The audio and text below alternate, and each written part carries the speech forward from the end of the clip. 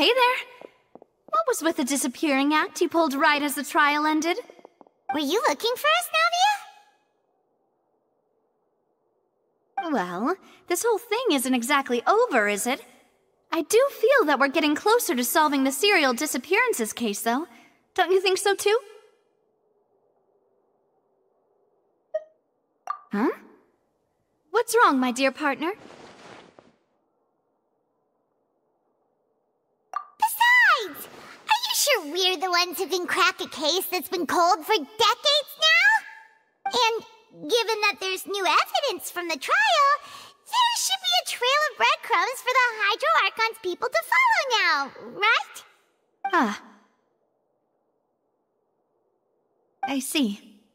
Well, I won't lie. I'm a little shocked to hear that from you. But I suppose you are just travelers who have only arrived in Fontaine after all. Sorry. I might have been too presumptuous. Don't say that, Navia. Ah, and we were having so much fun investigating with you, too. It was like having new waters flowing into a stagnant mire, causing new hope to spring forth, and the reflection in the murk to become clearer. Sorry about that. I'm a bit prone to nostalgia. Don't mind me.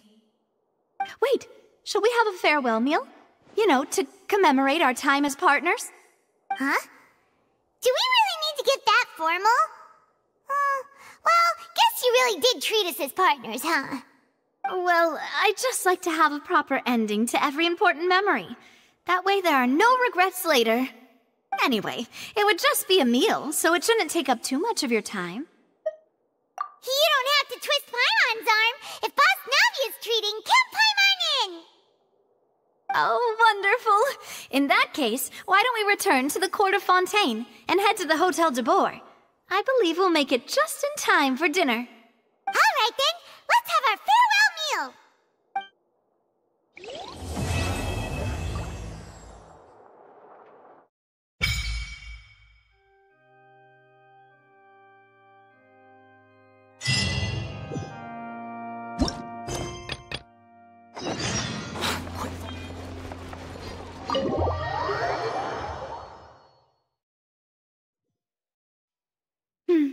I came here several times with my father when I was little, but stopped eating here as often after growing up.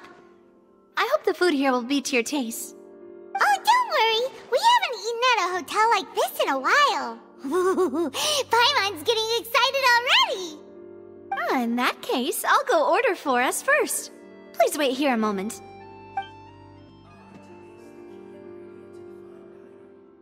Ooh, everything looks so good. People in Fontaine sure know how to enjoy life. Why, of course. Go ahead, try whatever you like. If the food's good, I'll make a group reservation for the rest of Spina di Rosula next time. And if it's not? Well, then I'll still bring everyone.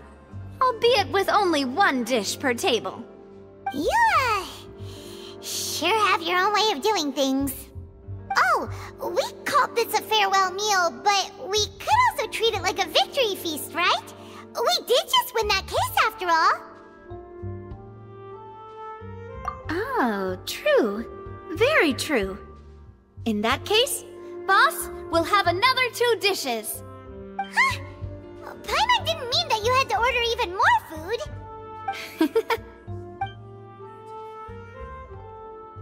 Speaking of cases, do you think that the mastermind behind the serial disappearances will get caught soon now that this has all happened?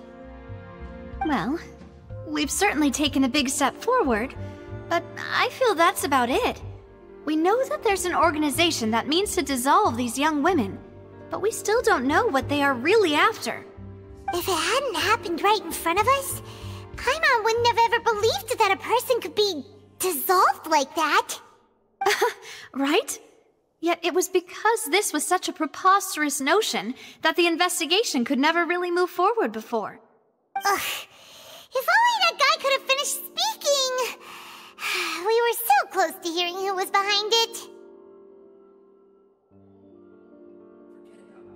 In such investigations, Even the smallest step can seem like a yawning chasm if the trail of clues is cut off. To be honest, I don't have high hopes for any follow-up that the authorities might conduct. It's not that I don't have faith in their ability, it's just that a different perspective is required in some matters. It's easy to guard against and deceive a single narrow perspective. A shift in thinking is required at such times in order to produce a breakthrough, which is exactly why the Spina di Rosula exist. Those highfalutin folk are not all-knowing. That's why we exist, to seep into the cracks where filth falls through, where their watch fails them.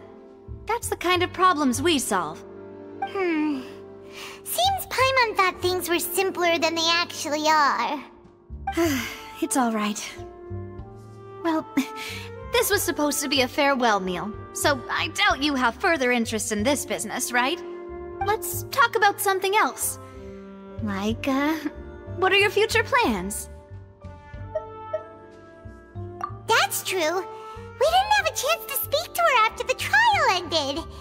It didn't really seem like the right time or place to do it anyway. I see. So, your primary objective, which has been foiled so far, was to have a chat with the Hydro Archon. I've heard that there's a long line of people waiting to meet Lady Farina. I suspect you'll be waiting for quite a while, considering that you missed your chance today. Yeah, we've heard that she's super popular here in Fontaine, and that it'll be tough getting any of her time. Well, would you consider some more, unique ways? Perhaps even methods of, let's say, questionable legality? Guess that's Spina di Rosula's boss for you. Chock full of sketchy ideas. Well, what did you have in mind? Well, one way would be to infiltrate a performance troupe at the Opera House, only to abandon your act at the play's climax and ask to speak to her after the performance. I'm sure Lady Farina would be eager to see the ending, and would agree in order to finish watching the play, don't you think? Could you suggest something a little more practical? This plan seems pretty hard to pull off. We'd have to go learn how to act, and acting's really hard. Alright, here's another. Find a way to conceal yourselves under her bed. Then, wake her up in the dead of night and demand answers. Don't let her go back to sleep until she answers all your questions. I can personally testify that this one works. When I'm sleepy, I'll do anything as long as I can finally get some sleep. That might work, but that's not really the problem. The problem is we don't want to get ourselves arrested. Valid point. I overlooked that part. I was just thinking about leveraging a person's desire for sleep. All right, no more joking around.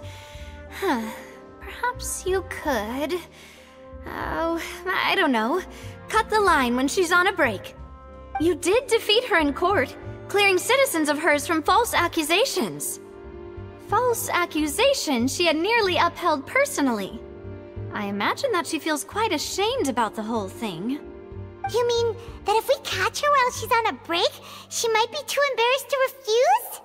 Oh, that does make some sense. Why don't we give it a try after this meal? You know, strike while the iron is hot and all. Huh? Paimon, did you drink my Fanta? Was this your drink?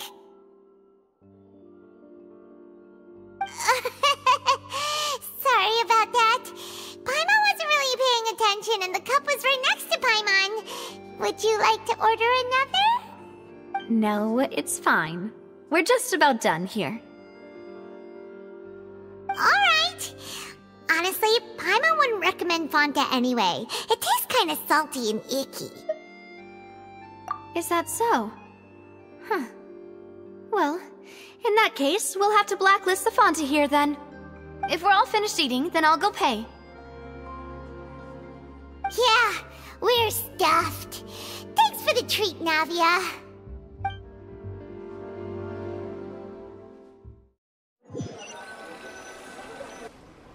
Oh, so full. Paimon can barely float anymore. Nah, that would be normal. You know, like you. Okay. As for expenses this month, we're left with... Hey, Navia! What are you doing over there? Oh, nothing. It was just a meal, you know? Nothing the Spina di Rosula can't cover.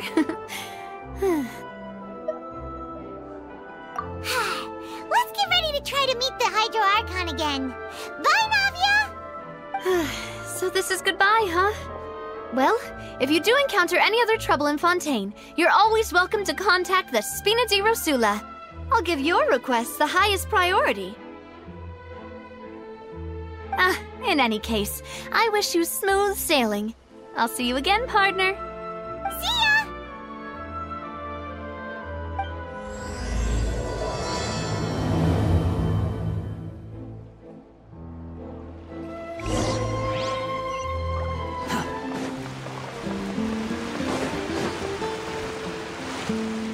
There aren't many people around anymore. Looks like that boat we took to Araneas might have been the last one. Vache. Looks like we're back here again. Huh? Traveler? Are you hearing voices again? Ugh. That's kinda spooky. Are you sure we don't want to come back in the morning? Vache. Vache. Hey, why are you still walking towards it? There might be something nasty in the water. Huh? Hang on. Paimon can kinda hear a voice. It's calling for Vache, right? Hey, Traveler? Stop walking! Come on, wake up!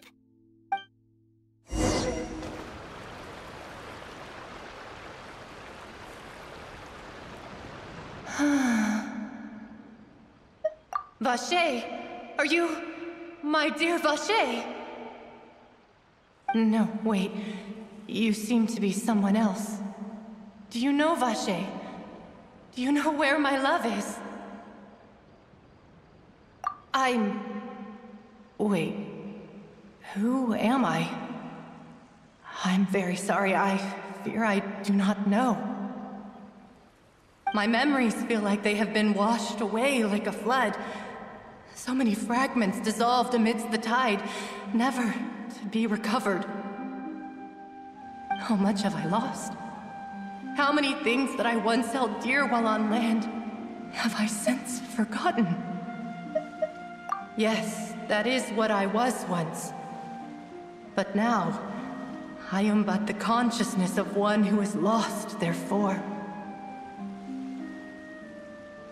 I do not know how I came to be like this either. I only vaguely remember being covered in light blue water, and then all grew dim. I also remember going to many places. I loved adventure, loved exploring places of peril. No matter where I went, Vache would go with me. I knew how dearly he loved me. And I also loved him equally as much. But now, we can no longer go back. The pain of such parting. I never knew how heavy it could be.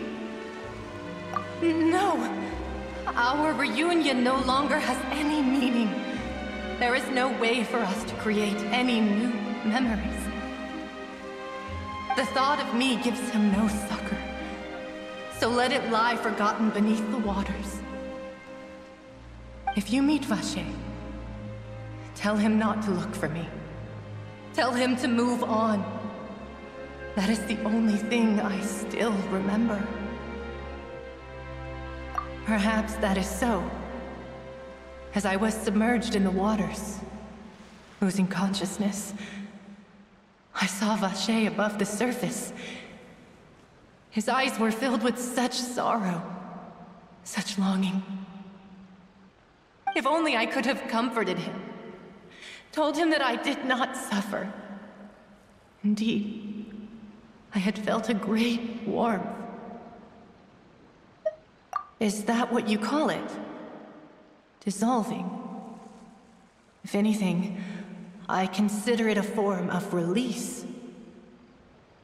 It was a state of neither fear nor frenzy, with only an endless peace, like the water's still surface.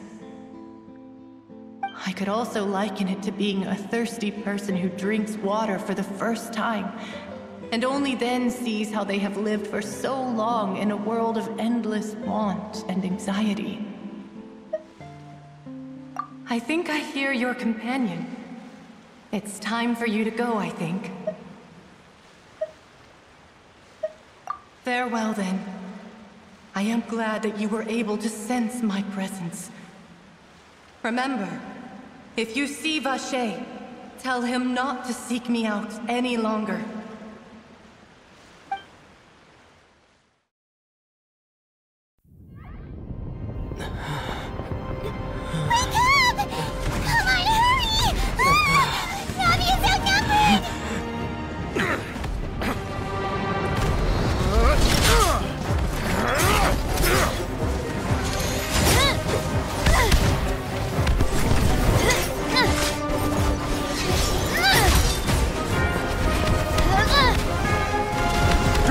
Look out!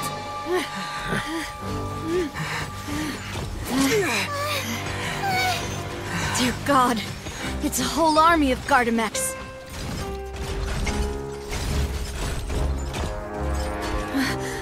Clorand?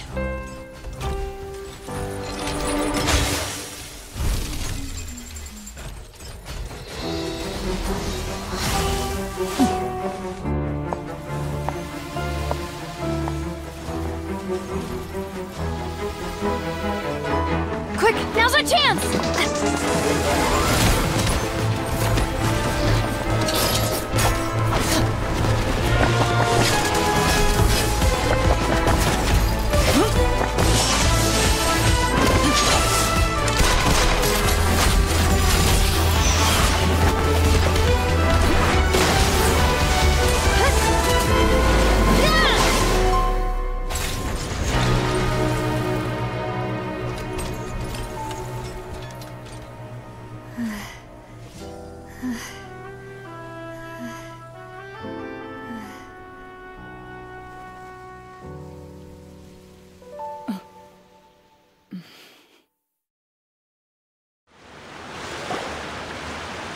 I should thank you for lending us your sword there, Clorand.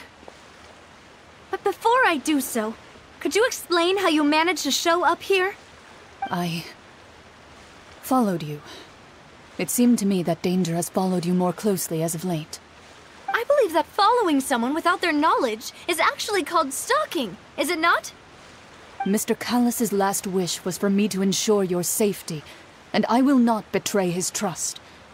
He would do the same, were he alive today. Do not speak of my father! Sorry, demoiselle. I was not strong enough. Thank you for your aid, Miss Clorand, but do keep an eye out for your manner of speech. I believe we all wish to avoid unnecessary emotional harm. Sorry, I did not consider your feelings. Whatever. What else do you know? How did you come to the conclusion that I'd be in grave danger? I doubt I know much more than you, but I believe that the mastermind behind the serial disappearances is very powerful. Your performance tonight will almost certainly attract their attention. I'm sure they've known about me. To be honest, I'm shocked it's taken them this long to act against me. And what about these Gardamex? I thought only those associated with the Maison Gardiennage could control them.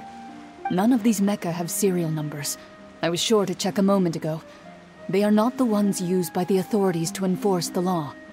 I can only conclude that some powerful or wealthy party must have obtained them via illegal means, deploying them as a private force of sorts. What? Your point being that they're out of Spina di Rosula's league, then?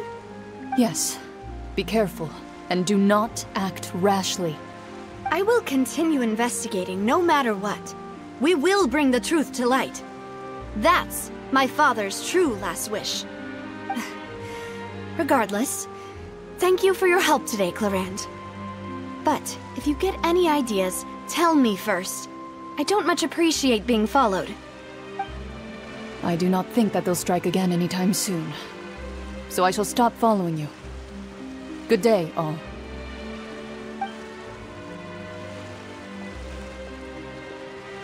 Right.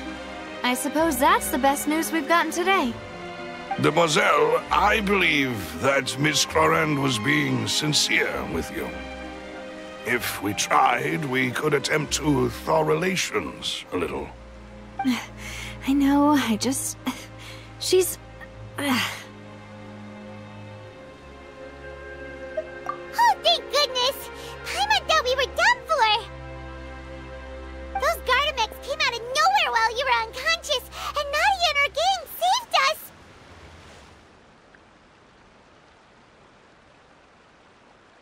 Oh, and there was that champion duelist named Clorand who came out to save us too! We got lucky there. Paimon probably couldn't have fought them off otherwise. Oh, come now. Forget all that polite talk. That wasn't really a farewell meal we had back there. Not for me, anyway. In truth, I hope that every meal we have together shall be a victory feast. As such, we're still partners. There's no need to thank me. It will take 50 years for me to match Demoiselle's magnanimity.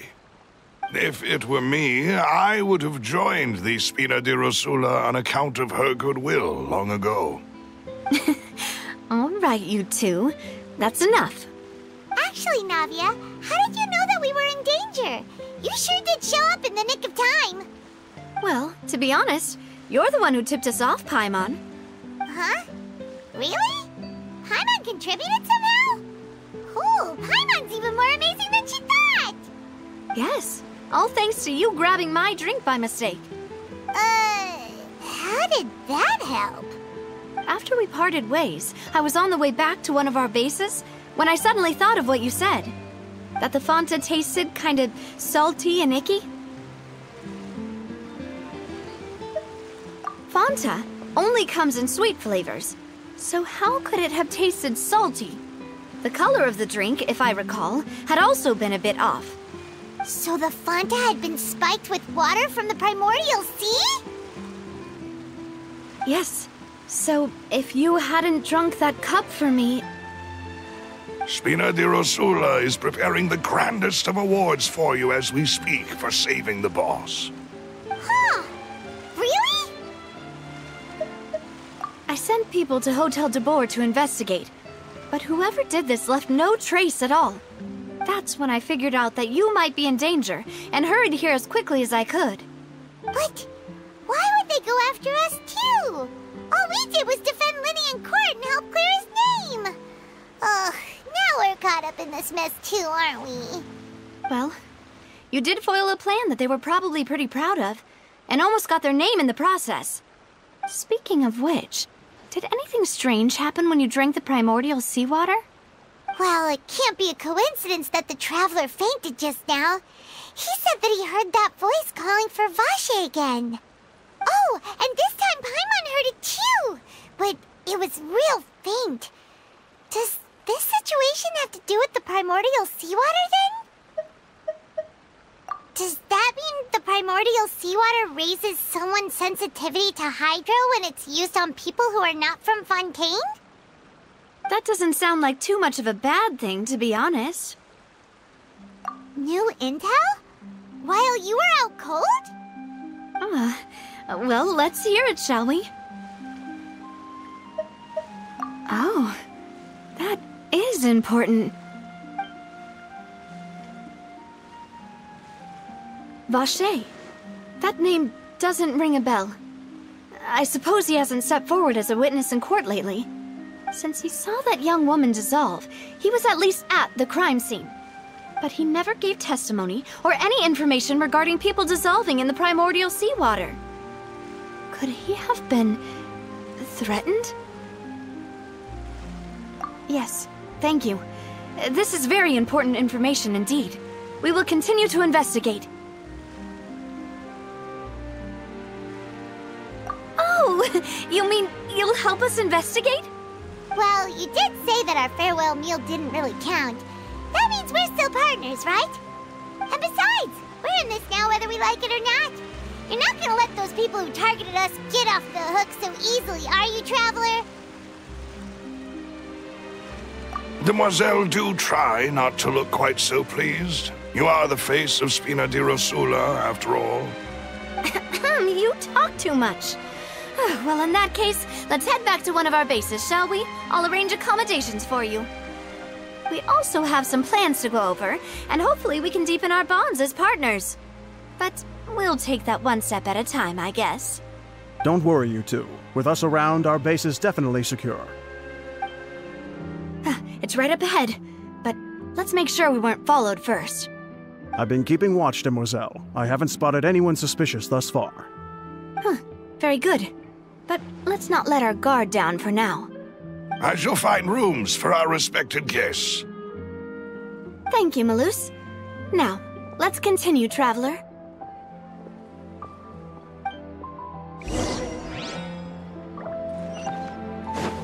Quit following me.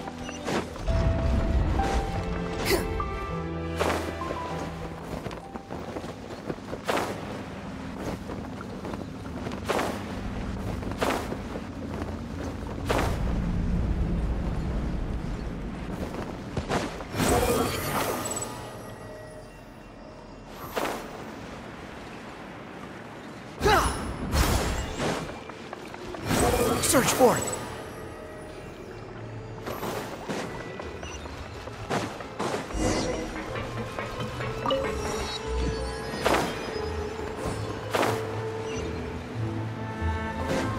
The wind rises.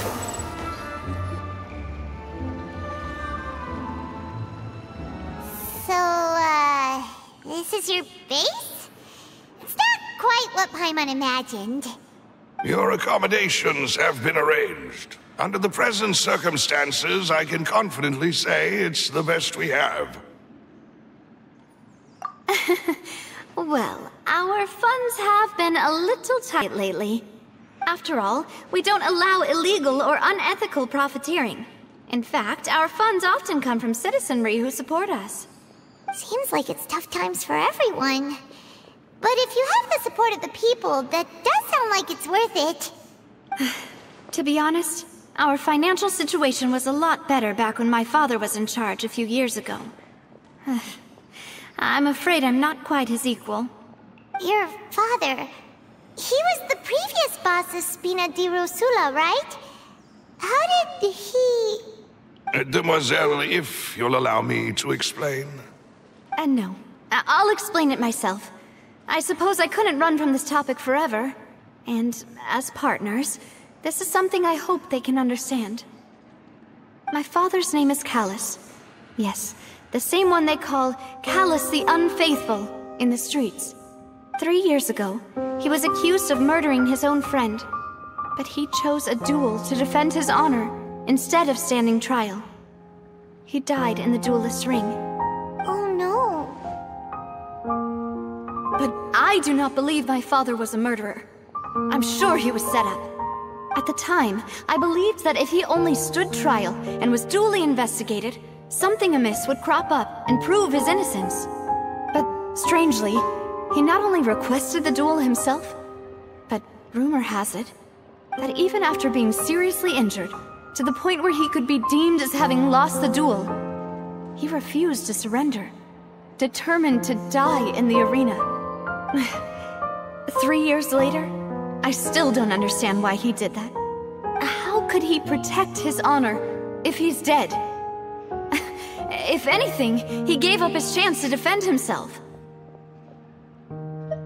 The closest piece of info I have is that my father had been investigating the serial disappearances case at the time of his death. Ah, so that's why you're so determined to get to the bottom of that case. That's right. I've also tried to investigate the murder my father was implicated in, but I haven't found a single new clue in my countless reviews of the investigation records. However, I believe that if the murder case is related to those behind the disappearances, they must know something. I must know what really happened. Was my father coerced? Framed? Even if he really did kill his friend, I must get to the truth. If only he'd been more open with me when he was still alive. He even hid the fact that my mother died due to complications when giving birth to me. And now, here I am investigating his death. You really are a handful, aren't you, Papa?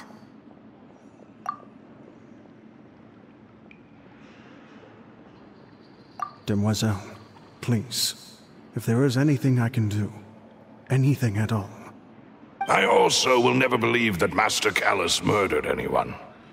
There are none whom I respect more than the two of you, Demoiselle. Master Callus did so much good in life, yet all it took was one murder case for him to be dubbed Callus the Unfaithful. Even our supporters decreased greatly due to that incident, hence our strained finances at present. Wait, if Callus was such a good man, wouldn't people at least be a little suspicious when he was accused? No. Perhaps people just revel in that kind of drama. It's not something exclusive to people from Fontaine, really. Everyone's like that. People love watching the evil turn over a new leaf, but they also enjoy watching good people fall into an abyss from one slip-up just as much. But how could... never mind. If Callus was really falsely accused, we have to find the truth. He didn't deserve to have that happen to him. There is one other thing. Master Callus's opponent in the duel was Ms. Clorand. Oh, her? Well, then, isn't that as good as saying that she was the one who killed him? Yeah, that's not the sort of thing that you can just let go and move on from. Ms. Clorand has always placed great emphasis on the honorable nature of the duel. If her opponent doesn't yield, she will not stop either.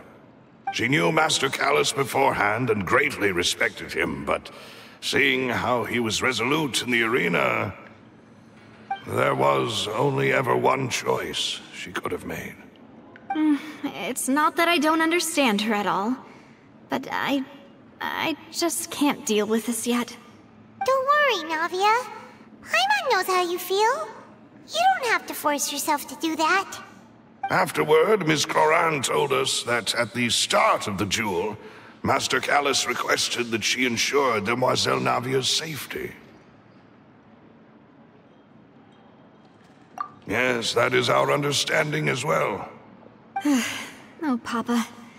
What madness drove you to ask the person who killed you to take care of me? All right, anyway, that's the information I wanted to share with you. Even if it did sound like I was just complaining towards the end. Thanks. You two should go and rest. This was quite a day after all.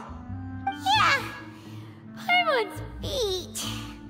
Please, relax and get some sleep. We will ensure you rest soundly.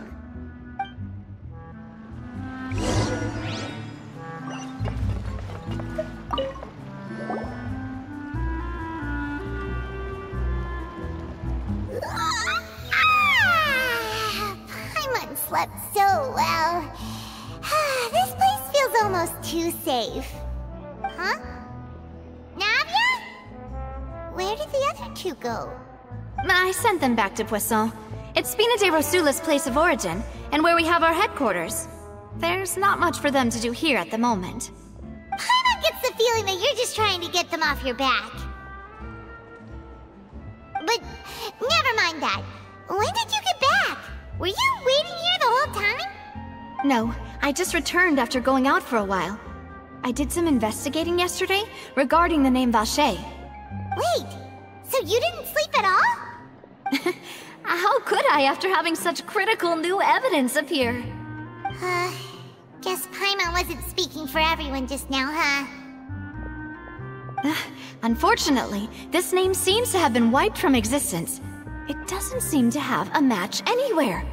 I suspect that those behind this have already taken steps to hinder an investigation from this angle.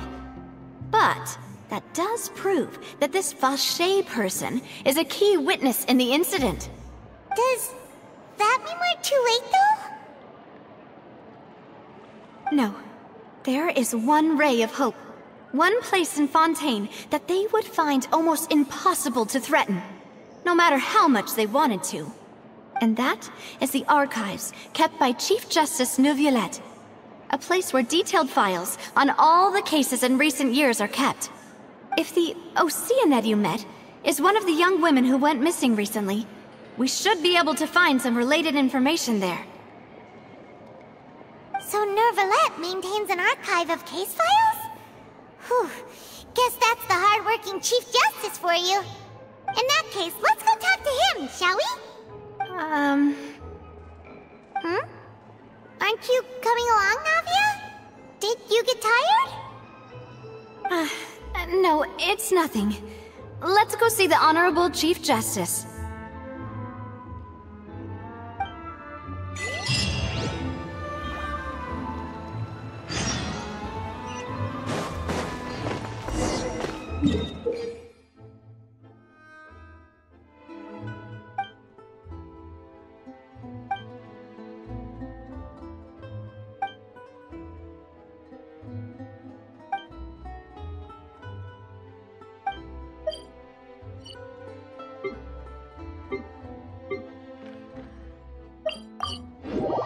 The Palais is right up ahead. Come on.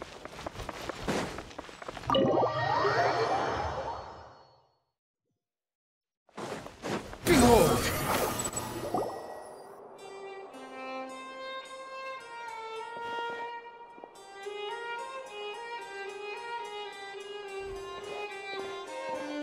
Halt! Please state your business here. The Chief Justice is presently occupied with official matters.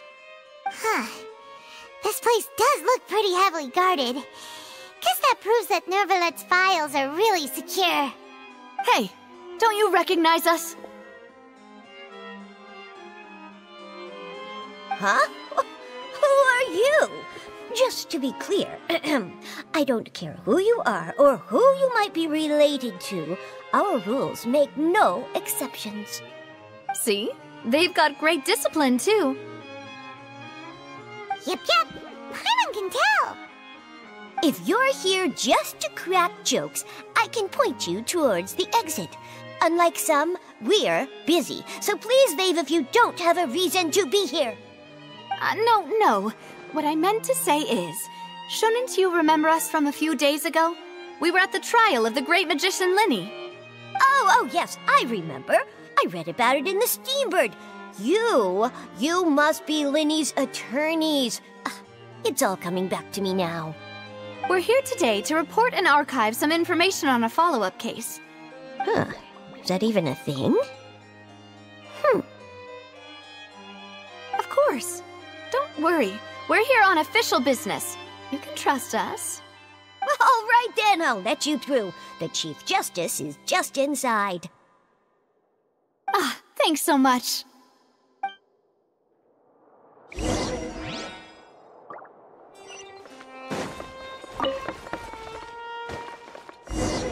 Please come in.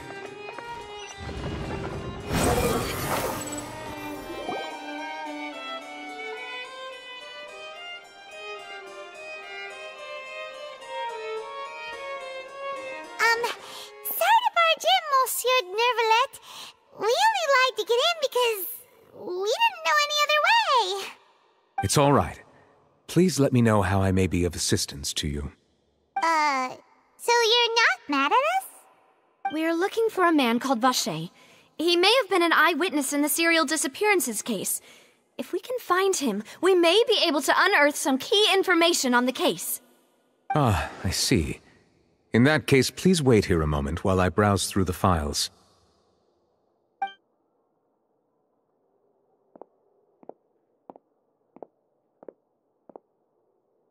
Who knew that Neuvillette would be so easy to talk to?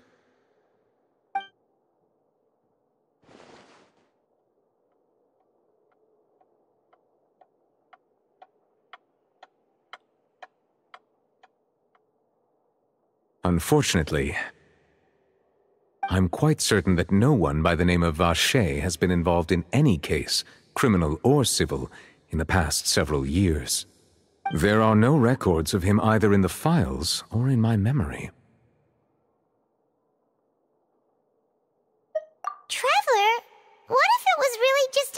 thing. Is that so? All right then. Thank you so much, Monsieur Neuvillette. We'll take our leave now.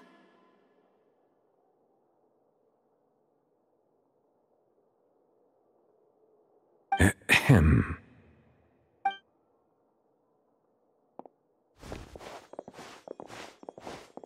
Miss Navia, I can understand how you feel. Your father, Callus, was a truly exceptional man. We deeply regret his passing.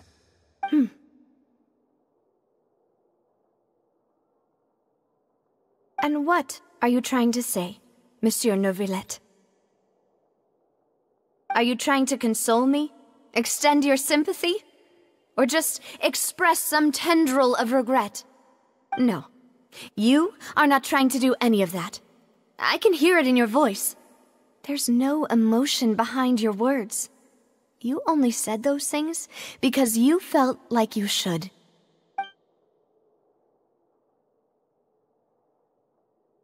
It's just like last time. After my father took his place in the duelist ring, I pushed through the guards to talk to you as a last resort. You even told me then that you thought there was something fishy with the case, yet you still allowed the duel to go ahead. In your eyes, the value of a human life is nothing compared to those cold laws you hold so dear. If you truly regret my father's death, then why didn't you call a stop to the duel? Why didn't you give me the power to stop him from throwing his life away? Why did you just let him die, despised and hated by all? Everything was hanging on a thread at that moment. Just the tiniest effort could have changed everything. There are still so many things I never got to tell him. So many questions he still owes me answers to. If you really have no heart, then just look me in the eyes. I, Navia, will show you the true meaning of regret. I'm sorry, Miss Navia. You and my father are truly alike. You keep all kinds of things in your heart and never say a word to anyone. It's not so much that you can't feel, but that you would never express anything. Oh well. In any case, everyone already knows full well the apathy of the Chief Justice. My apologies for taking my emotions out on you, Monsieur Chief Justice. Let's go, Traveler and Paimon.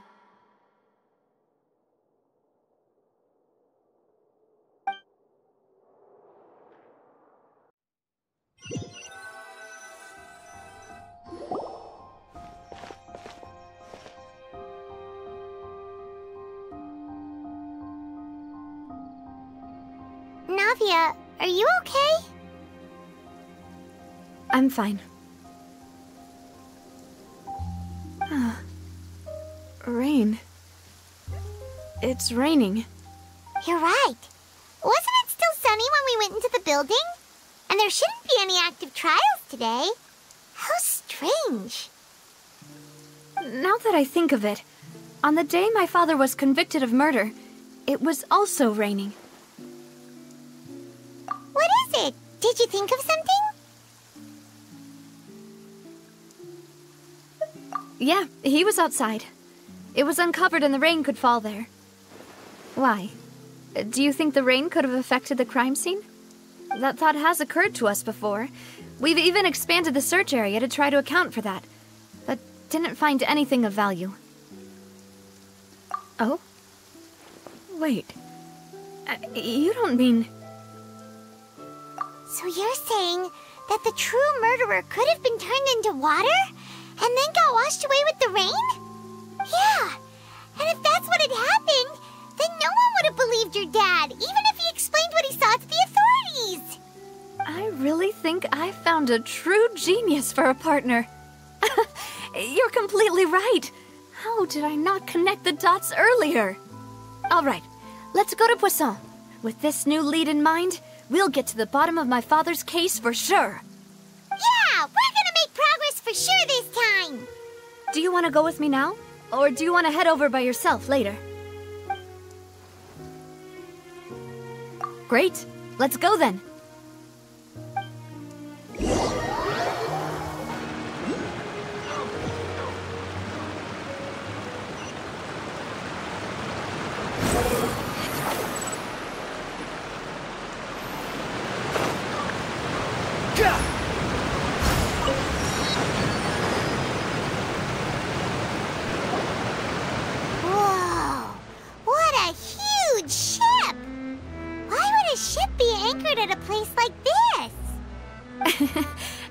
no need to be so surprised.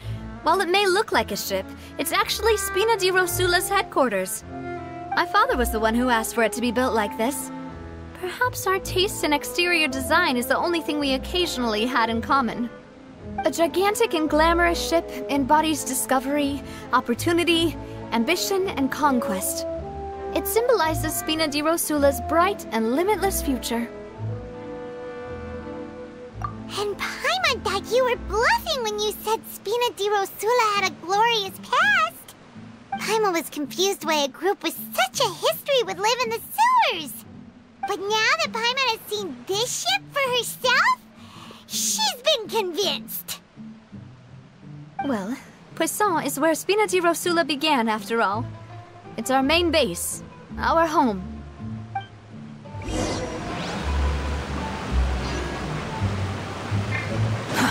Too slow.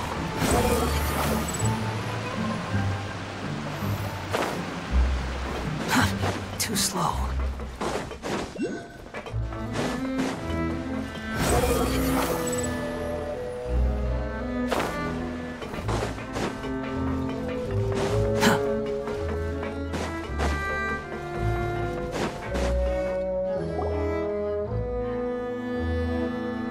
Melus, we're back! Apologies for the wait, demoiselle, and our most important partners. You said before that you still had some business at the court. What brings you back to Poisson so quickly? About that. It's because my partner here reminded me of something really important. You see, what if my father's case had something to do with water from the primordial sea? You still remember, right, Melus? On that night, it was raining? Yes, the case was quite similar to that of Mr. Linney's. Both were what you'd call impossible murders. Could you tell us a bit more about what happened before? Yeah, of course. Many years ago, something called synth began to gain popularity in Poisson. At a glance, it was a kind of drink that could excite your mood and produce many pleasant hallucinations. Wait! Didn't that guard guy who turned into water also mention that the primordial water could be used to produce some kind of potion? Yes, he did. Considering what we know now, it's almost certain that synth is created using water from the primordial sea. If you drink synth for an extended amount of time, you'll suffer many side effects, such as losing the ability to focus or control your emotions. And if you were to stop drinking it completely, you'll experience flashes of paranoia and anxiety while lacking energy to do anything. It's an extremely dangerous substance. As he oversaw Poisson, my father was compelled to put a stop to synth abuse and called for a complete ban of it. Boss's uncompromising attitude incurred the synth vendor's wrath, but no matter how much they threatened or bribed him, he refused to yield. Not only that, Boss became determined to find the mastermind behind the synth operation and put an end to the problem once and for all. Yes, but the enemy was very cunning. So he could never get anything out of the dealers, all of whom only sold the stuff and weren't privy to the rest of the operation. Recognizing that, my father decided to contact the dealers in secret and cultivate personal relationships with them. Finally, he was able to convince someone to become his informant. The man's name was Jacques. He felt greatly ashamed about his work after seeing many families destroyed by synth abuse. That night, my father hosted a banquet at his countryside estate. He planned to meet up and exchange information with Jacques over some food. But then, we heard 2 gunshots from the courtyard. We raced to the scene and found my father, still holding a gun, and Jacques, who was already dead on the ground. Huh? How did that happen? Aren't they on the same side? Sounds just like Lenny's case, doesn't it? In both cases, the culprit seemed obvious, but neither appeared to have any motive at all. Looking back on it, though, I now believe the most important clue was something we all overlooked at the time. There were pieces of clothing left at the scene. Precisely. It's all thanks to you that I made the connection now. Back then, we all just thought they were some costumes that Jacques used to disguise himself at the banquet. But, considering it now, it's almost certain that they belong to a third person at the scene. With one extra person, we'll also need to reconsider why the 2 shots were fired. You're right. We still don't know what happened. But my intuition tells me that we're on the right track to figuring it all out. I'm finally headed towards the truth. Jacques was an empathetic man who was infinitely remorseful for his past actions. It's unlikely that he turned on Boss with 0 warning. I think this third person is probably the key to the full truth. On that note, however, even though this will not please you, demoiselle, as your and your father's butler, I must still offer a word of warning. Our opponent is insidious and cruel. They are extremely difficult to deal with, and Boss has already lost his life trying to bring them to justice. Even though Spina de Rosula has lost most of its former glory, Poisson has welcomed a new time of peace, and we have been allowed to live out our lives. There is no need to follow your father's path. It would be both wise and in line with Boss's wishes to step back and give up on the case. If that's indeed what he wished for, then he should have told me that himself. Was I not the closest person to him? And yet, I was the one most kept in the dark. What was the point of him dying without sharing any of the secrets he knew? Did he manage to protect anything in the end? Synth is still here. Callus the Unfaithful is still his epithet. And Spina di Rosula is barely getting by. Nothing has changed. Did he think I'd just accept his meaningless death and live out my life just as meaninglessly? I've never accepted that. Ever. Not since that day, and certainly not now. I want to find out the real answer for everyone's sake. For the missing girls, for the victims, and for myself. Navia. This is indeed the best moment to act. Your partner appears to be quite reliable, and more importantly, demoiselle, I think you're also ready to take this on. So you do know something else, Malus? Yes, I do. In fact, even before that banquet, Boss already knew of the connection between Synth and the serial disappearances case. But what drove all the tensions to the boiling point was the revelation that you, demoiselle, had been selected as the next target to disappear. What? Boss also didn't tell you that he had been diagnosed with a rare illness. The doctors told him that he had no more than 5 years left to live, and the serial disappearances case caused him great anxiety. 5 years was nowhere near enough time to resolve this long-standing conflict, but once he passed away, all the danger would pass on to you. Knowing all of this, he decided to use one final intimidation tactic before his death. He claimed to have already gotten his hands on some key incriminating evidence for the other side, and even told some members of Spina de Rosula about the details. But as long as you remained safe, he would not share the evidence with the public. If something were to happen to you, then he and all those he told would immediately expose all they knew about Synth and the disappeared victims. Right, so nobody would be able to get off scot-free. As we've seen, Boss's tactic has worked. Even though Boss has been gone for a long time, the other side has not tried to take Demoiselle's life. No, I don't believe it. He never appeared to look sick to me. No father wants their daughter to see them weak and haggard, especially someone as proud as Boss. To him, dying in a duel and suffering lasting dishonor as the unfaithful were still far preferable than losing face in front of his daughter. So he chose to die in silence, so that he could protect me. I'm afraid you're not understanding this correctly, demoiselle. What Boss wanted to hand to you was not a parasol, but a sword. If Boss's spirit could hear you telling me that you want to find the answer for the sake of everyone involved, I'm sure he'd be extremely proud. That fool. Couldn't he have just given it to me straight? No. He might have set up everything precisely because he never thought I'd be able to understand him. Is that the amount of confidence he had in me? And what if I was never able to make it to where I am now? Yeah. I suppose that's true.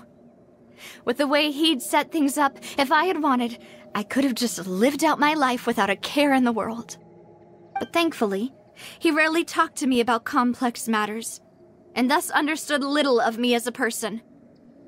In this case, he really didn't need to give me an easy way out. Malus, what was the key evidence that he shared with you? It's the location where synth is produced. Essentially, it's the enemy's headquarters. When he was threatening the enemy, Boss didn't share the specifics of the incriminating evidence he found.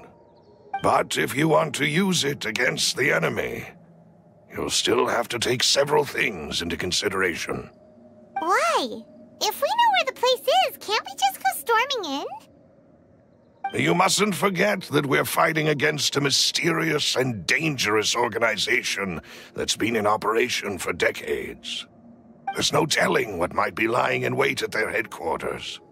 We also have no idea what kind of evidence we may be able to find inside, nor what people we may be able to capture. But a single visit to their headquarters would be tantamount to a formal declaration of war. The worst case would be that we leave empty-handed, but also open ourselves up to full retaliation.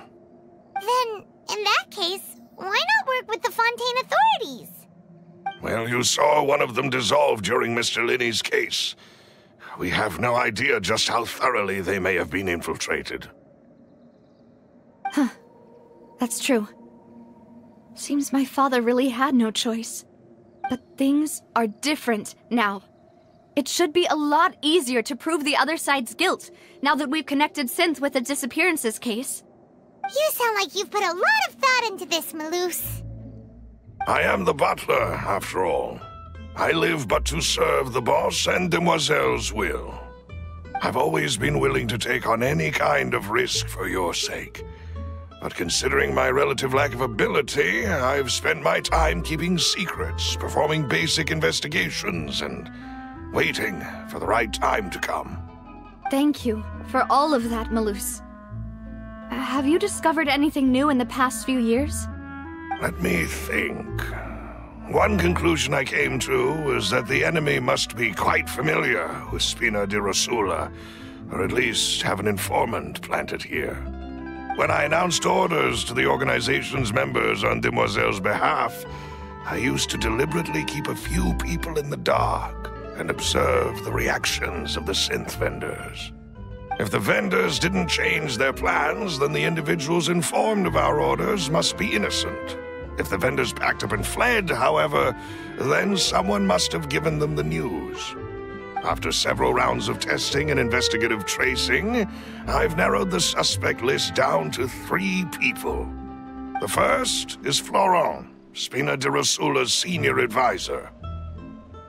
Huh? Florent? Yes, surprising, isn't it? He was one of the people Boss trusted the most, which also means that he was someone who understood Boss really well. Thanks to his position within Boss's innermost circle, he always knew our upcoming plans and could thus avoid capture this whole time. There's someone else like him too. Marcel, the head of Confrérie of Cabrières. Uncle Marcel. It's a guild in Poisson. Boss helped it to grow to its current size and prominence. In the beginning, they were only reselling some daily goods, but now they're one of the richest guilds around, with a lot of business connections in the city. So, they're like a sister organization of Spina di Rosula? Yes, you can say that. When we were fighting against the synth dealers, they provided us with plenty of support. It's a bit difficult to imagine someone using their own money to hunt down themselves. The final suspect is Tiri, the man responsible for coordinating information between Spina di Rosula and the guards. Although the guards mostly leave us to our own devices, there are still many activities we have to report to the local authorities. Since Tiri is always in the know about our current activities, he could theoretically always plan one step ahead. I see. These are all people who I communicate with quite regularly. To think that the enemy we've been fighting against has been right next to me all along, among those I trust the most. It's almost too hard to believe. If you want to investigate them, please take every precaution to not alert the quarry. Judging from our experience, the enemy is extremely cautious. Of course. And thank you, Malus. You've provided us with a lot of great information. You're too kind, my lady. I'm just doing my duty.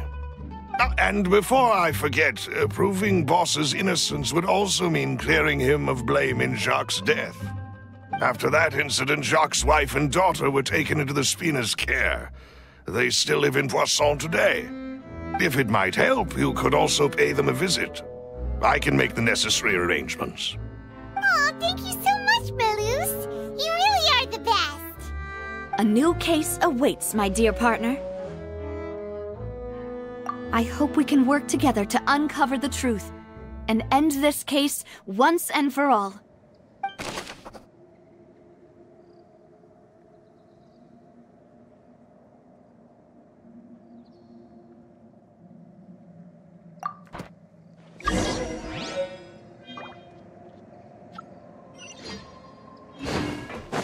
Swan Fury!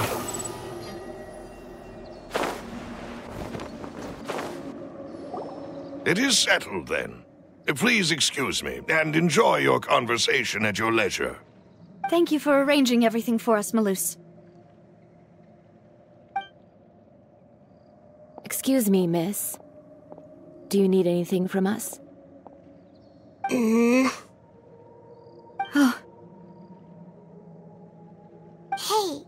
Navia's all quiet.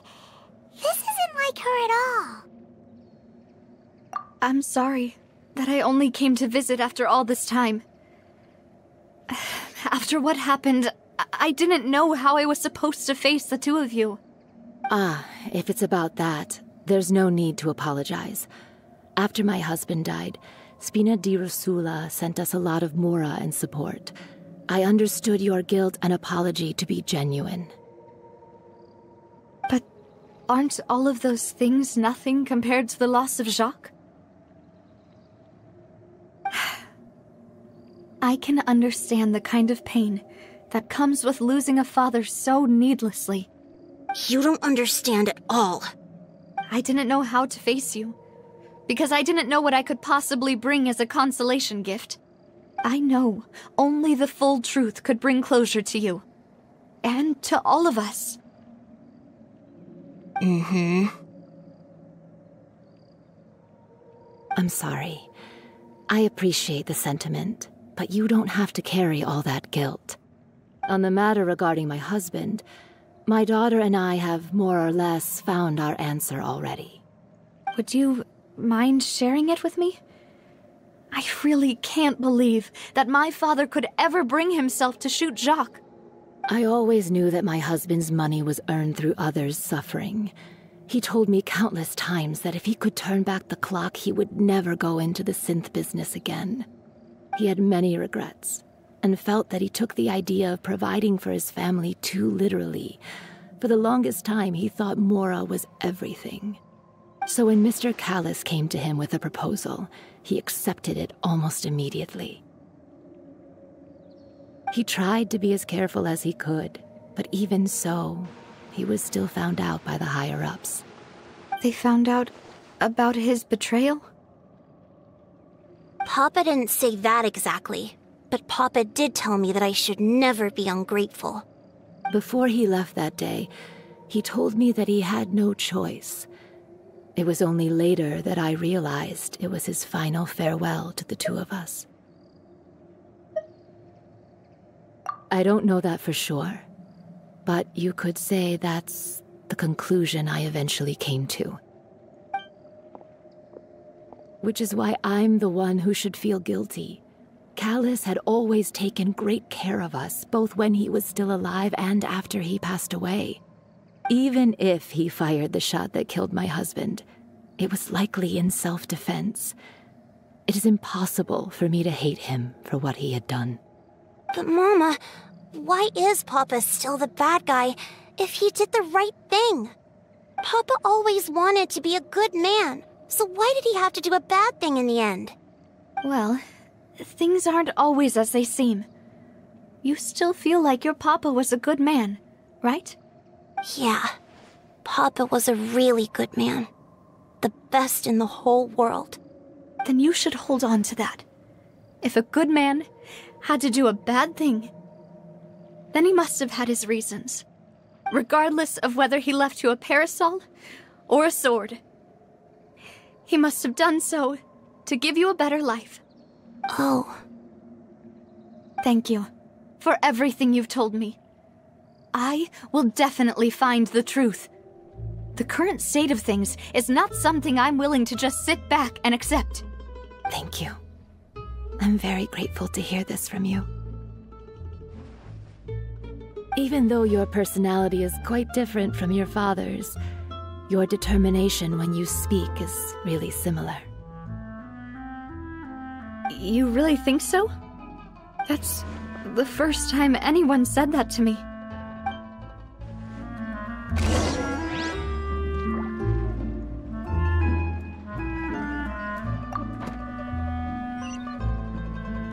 Are you okay, Navia? I'm fine. Don't worry. Let's investigate the 3 suspects next.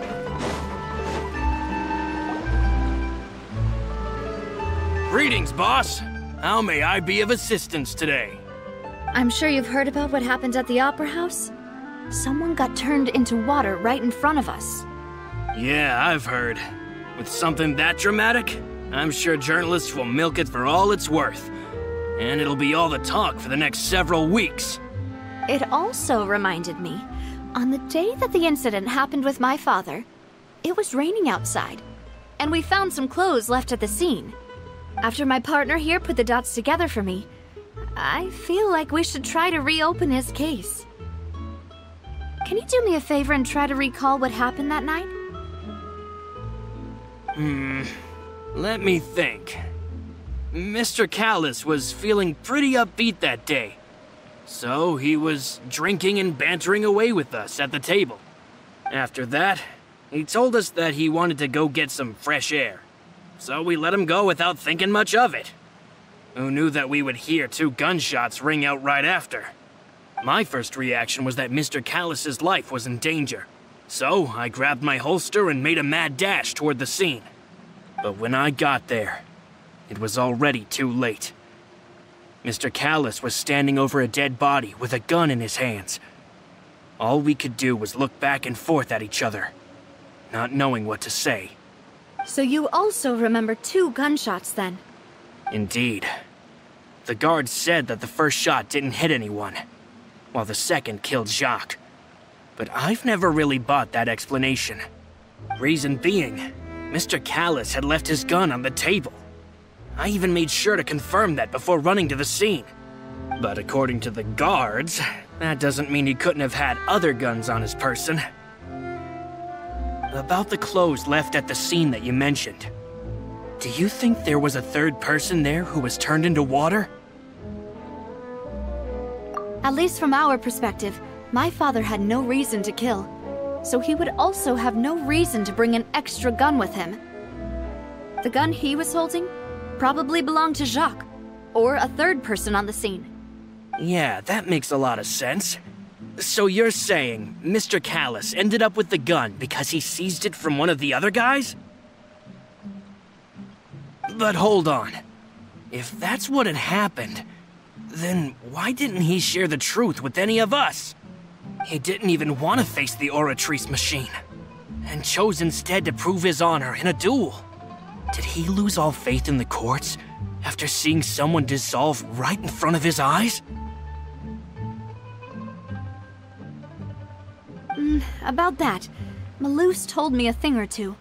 So, I think I can understand why he committed to the duel. I'll tell you everything, once the whole truth has been revealed. I understand. Then, I'll leave Mr. Callus's honor in your hands, boss. And if I may just say one more thing. The whole Callus the Unfaithful epithet has been a thorn in my side since the day it was invented. Many people have laughed at me for still calling him Mr. Callus, even after so many years have passed. But it was Mr. Callus's trust that allowed me to rise through the ranks of Spina di Rosula and live the life I lead today. No matter what others might say, he'll always be the man I respect the most. And he'll always be my boss. Don't worry. I will definitely find the truth. You and all our other comrades at the Spina deserve to know the truth as well.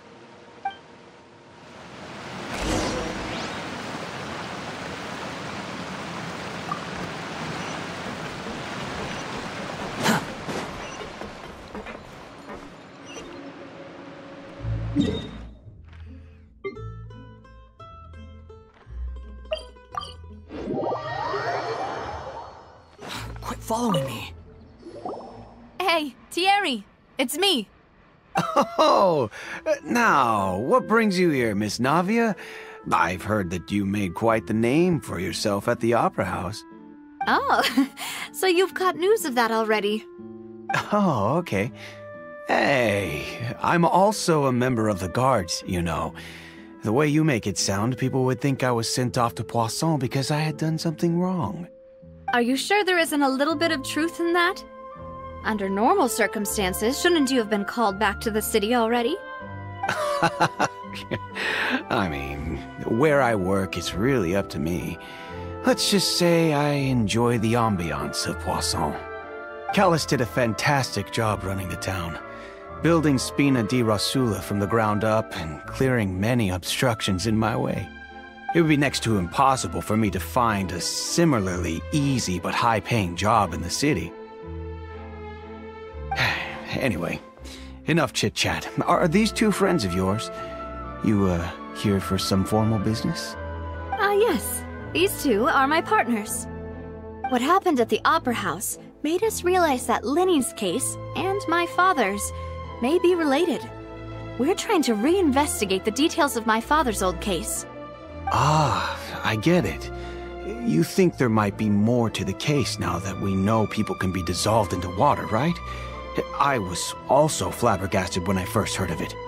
If you want to go through the original files from your father's case, I can help you look for them.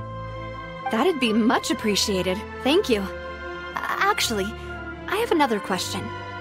Do you have the authority to dispatch Gardamex? Of course. Without them, I couldn't possibly handle Poisson on my own. Why do you ask? We definitely can't use them to forcefully get more evidence for your father's case. Well, you see, just recently, we were attacked by a horde of unnumbered Gardamex in the city. So, if you hypothetically wanted to do something against me, all you would need to do is get rid of the mecha serial numbers and send them after me. Then you think too highly of my abilities. Dispatching mecha is very different from controlling them. If I had to make an analogy, when you order a dish, the chef will make it for you. You can ask the chef to cook, but not to massage your shoulders or carry your baggage. If you try to make unreasonable demands, the chef would just think you're out of your mind and ignore you completely. The same goes for me and my Gardamex. Removing a serial number is also not as easy as you might think. There are a lot of complex steps to it, and it's almost impossible to keep it a secret. So I can promise you, those mecha were definitely private units. They're certainly not cheap. So, whoever their owner is must be super rich, powerful, or both. Now that you mention it, though, being in the synth business would definitely be profitable enough to afford this. Oh, then you're officially in the clear, Thierry. Oh, well, thank you for the vote of confidence, Navia. Jokes aside, I'd like to wish you all the best with your investigation. I'll be staying in the city for a little while, so just come find me if you need any support from the guards.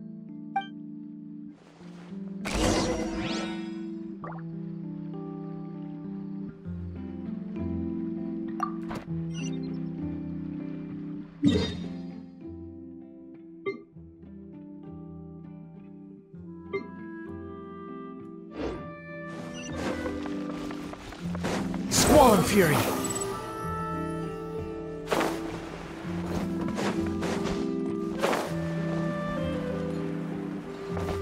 Behold!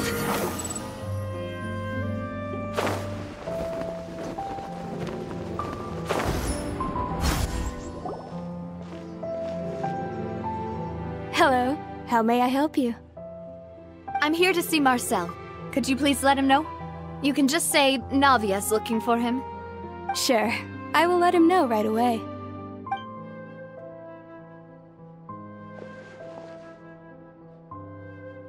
Navia, hello. Sorry to keep you waiting. I'm not as young as I used to be, so my legs are giving out a bit. Oh, it's all right, Uncle Marcel. There's no need to stress. I just wanted to talk to you briefly about what happened in the Opera House. I'm sure you saw everything too, right? Yes, I've never seen anything so strange. Oh, you were at the Opera House too? That's right. I went there with Navia to see the magic show. Who knew it would turn into a whole murder mystery? I also witnessed your marvelous sleuthing work. Quite impressive. To beat the Hydro Archon at her own game on her own turf, I can already imagine everyone in Fontaine discussing your exploits over a few glasses of wine. Oh, Paimon doesn't want to become the talk of drunkards. Apologies. It's just how Fontaine is as a nation. Everyone loves drama and theatrics.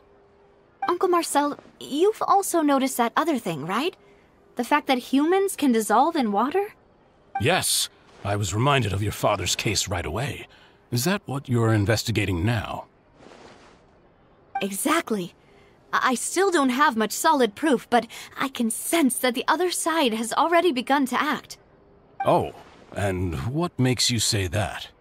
We were attacked on Araneus by some unnumbered Gardamex. And there was also an attempt to get me to drink water from the primordial sea. If not for the vigilance of my partner, I probably wouldn't even be here talking to you right now. Oh, you're giving us too much credit. Wasn't it you who protected us?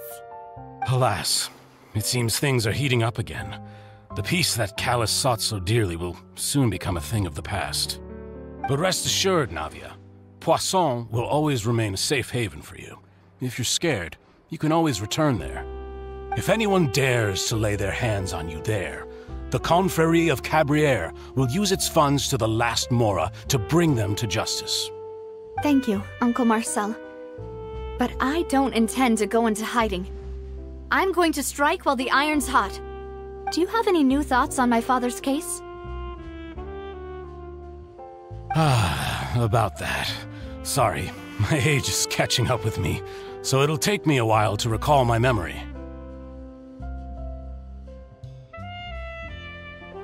The Confrérie was responsible for that banquet, so I was out and about the whole time making sure things were running smoothly. I didn't even have the time to drink with the guests. Then I heard the sound of a gunshot, and the rest was history. Oh, it's okay. No need to push yourself. We'll ask around some more, see if there are any valuable clues elsewhere. Sounds good. Just let me know if you ever need Mora. All my wealth comes from Callus's patronage and support. I'll spend however much it takes to clear his name.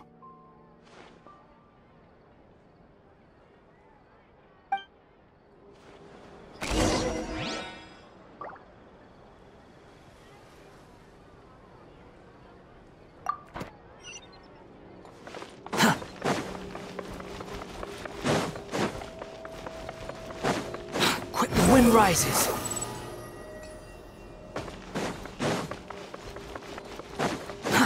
Too slow.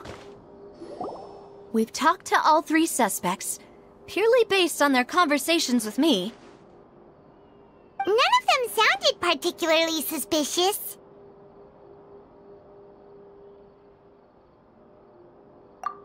I suppose that's to be expected, though. If a single conversation's all that's needed to find them out, then my father wouldn't have needed to investigate the case for so many years. Anyway, even though we didn't make a breakthrough, let's still compile what we were able to find. But where should we start? Ah, you're right! Flora mentioned that Callus probably only ended up with the gun because of circumstance. That makes sense. According to Jacques' family members, he already told them that he had been discovered, and that he had no choice before he left home that day. If I had to guess, he probably received an order from the synth boss to kill my father. Had he refused, he and his family's lives would have been forfeit. So, Jacques fired the first shot? Oh? And why is that? Ooh, that's a good point. Jacques probably already knew that he was just being used as a tool for murder. And once he had completed his mission, he'd be of no more use to his boss. So, what would make more sense from his perspective would be to turn his back on the Order and seek protection from my father. Makes sense. But without evidence, that's still just a theory. Besides Jacques, the attack from the Gardamex has been bothering me quite a bit as well.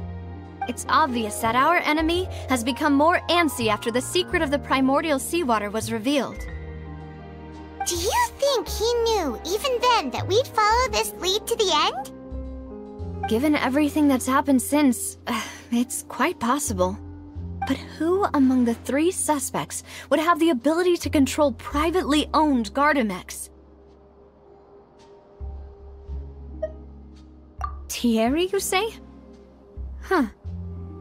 It is possible that he's figured out a way to convert the Gardamex for personal use. But I didn't feel like he was lying when he was talking to us about the mecha. I also don't think he'd be able to keep that kind of tampering under wraps. Yeah. Had he actually tampered with the mecha, we'd be able to prove it with a simple check of the guard's inventory. If the mecha were taken from the guards, it should be pretty easy to find out when and how that happened.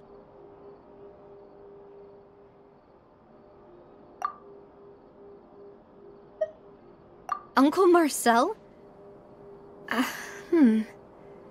My father did really trust him. And they worked together on a large number of projects. Maybe that's how he got to know Jacques. And with funds from the Confrérie, he could also afford a large number of Gardamex. It's still really hard for me to imagine, though.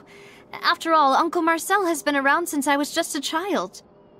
Also, wouldn't this mean he has been spending a whole lot of mora and energy to fight his own synth business?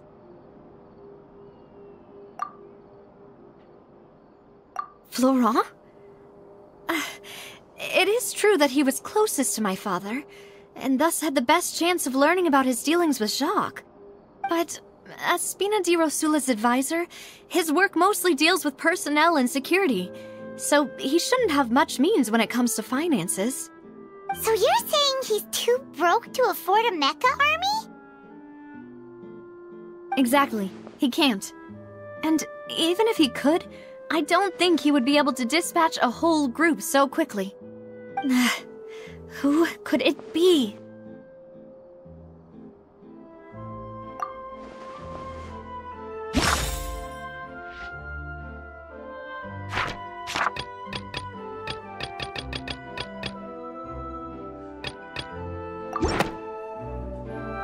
You know, if you think everything through, Uncle Marcel is indeed the most suspicious of them all. Could we be missing other suspects?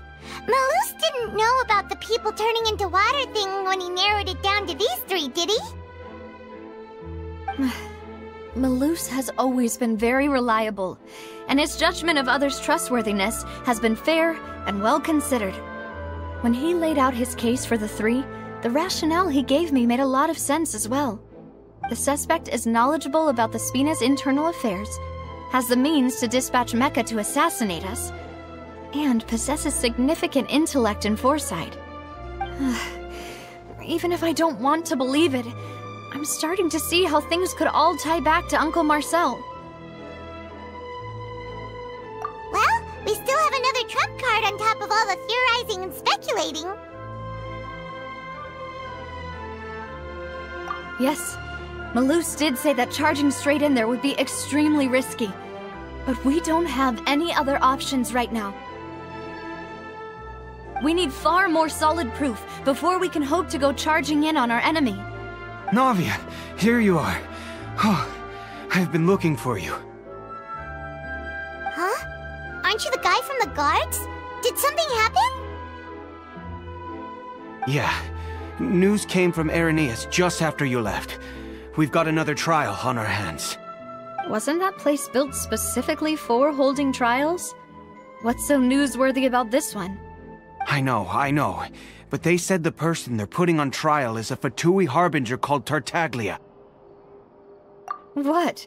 Is that someone you know? Yeah, we know him. Maybe even a little too well. Well, he's been accused of being the true culprit behind the serial disappearances case. It's absurd, don't you think? Wait, how? None of our investigations have had anything to do with him. That's what I thought was strange about it, so I came to tell you the news right away. If the charge against him stands, then it'll be next to impossible to get the guards to support any of our planned investigations. Right, because they'll think they've already found the culprit. Yeah, and it'll be a lot harder then to clear Mr. Callus's name. I understand. Well, partner, what do you think we should do? We still haven't found any conclusive evidence.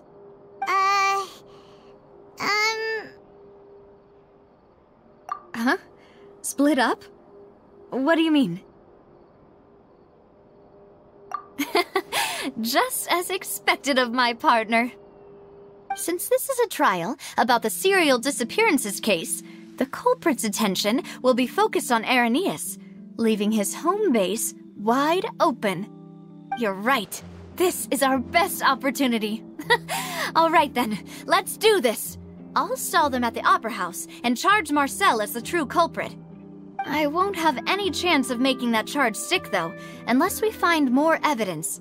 It'll be up to you to make it back in time and hand the decisive evidence to me.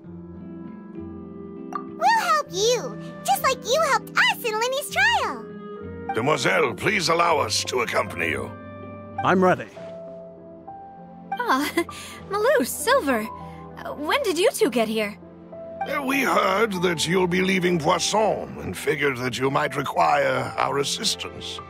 It's our hope that your confidence will be bolstered with the two of us by your side.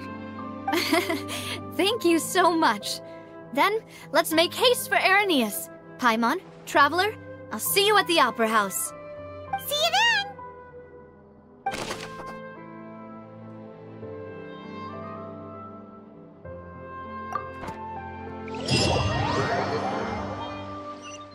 Now that Navia has set out for Irenaeus, we should also get going. The location has already been marked on the map, so let's head over. According to Malus's info, the synth production base is underwater. Let's go and try to find the entrance.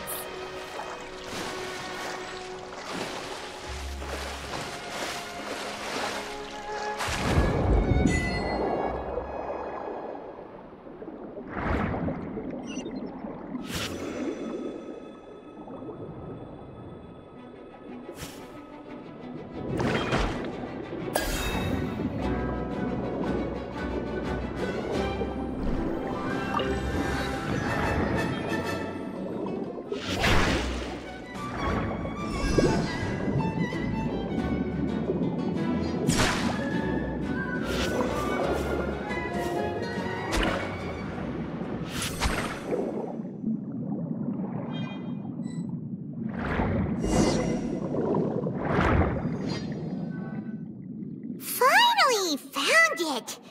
Huh. So this is the entrance that leads to the synth production base.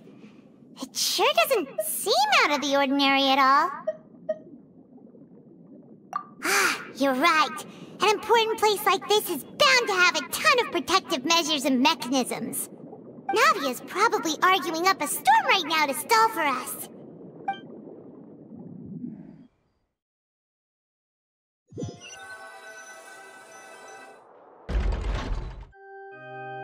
It would appear that I must repeat my question again, Mr. Tartaglia. Do you accept the charge that you are the true culprit behind the serial disappearances case? To be perfectly honest, I don't understand your country's complicated court system, or the reason why I'm being charged with something I've never even heard of. However, I did hear that people who have been charged can choose to participate in a duel to clear their name. Is that right? In which case, as long as I accept the charge, I can have an all-out fight with that champion duelist Clorend, right? I've got to admit, that's one of the most enticing offers I've ever received. When I privately sparred with her last time, she was obviously holding back. Real disappointing. Hey! Don't you understand? You're currently the prime suspect for a major case. This isn't the place for you to be looking for fights. Oh?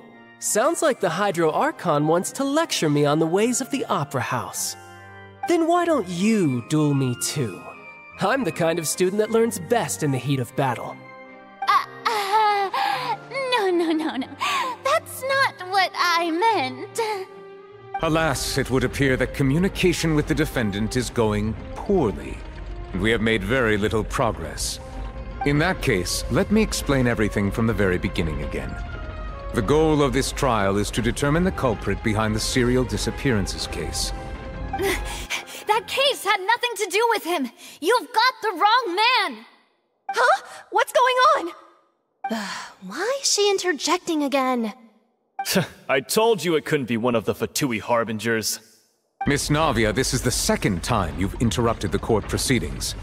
I only tolerated your behavior last time because you were able to provide the court with a key eyewitness. But that was an exception rather than standard court protocol. I can very well charge you with contempt of court for your interjections. Oh, please.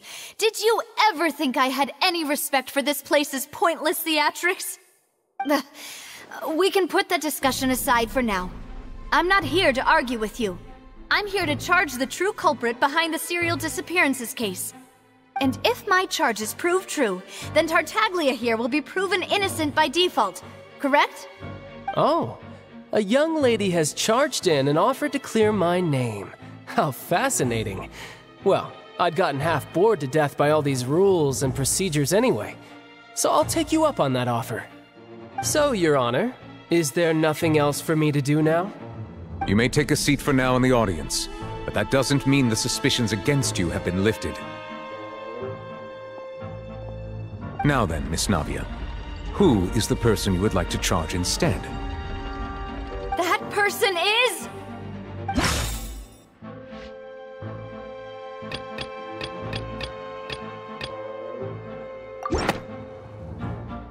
Marcel, the head of Confrérie of Cabrières! Huh? What confrérie? Never heard of them in my life. I've heard of them, but weren't they Spina di Rosula's sister organization? Oh, is this going to be a friends to enemies type situation? Please let me remind you, Miss Navia, that charging someone is an incredibly serious matter. Committing to the charge also means taking on the legal responsibilities associated with it. And if the charge fails, depending on the circumstances, you may also be charged with the crime of making a false accusation. Knowing this, do you still wish to charge this man? Yes, I do. In that case, I declare the charge to be valid. Miss Navia and attorneys, please take your places on the court. Members of the guards, please contact Mr. Marcel right away so that he may stand trial.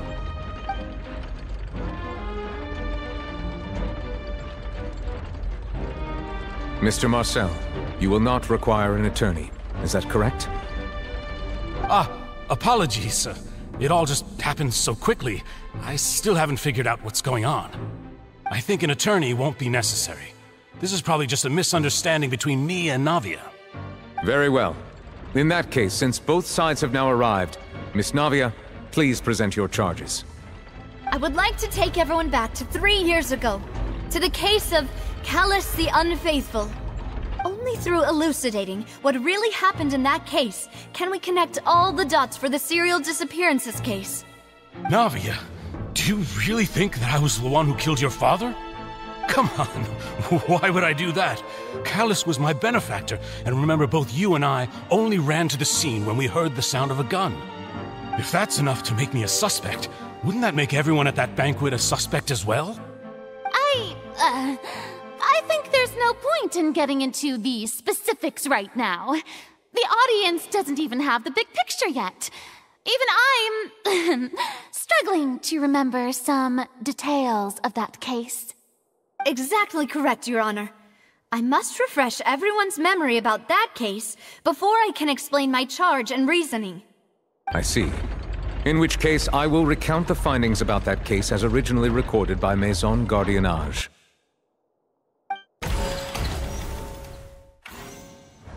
On the day of the murder, Spina di Rosula hosted a large banquet in a countryside estate owned by the Confrérie of Cabrières.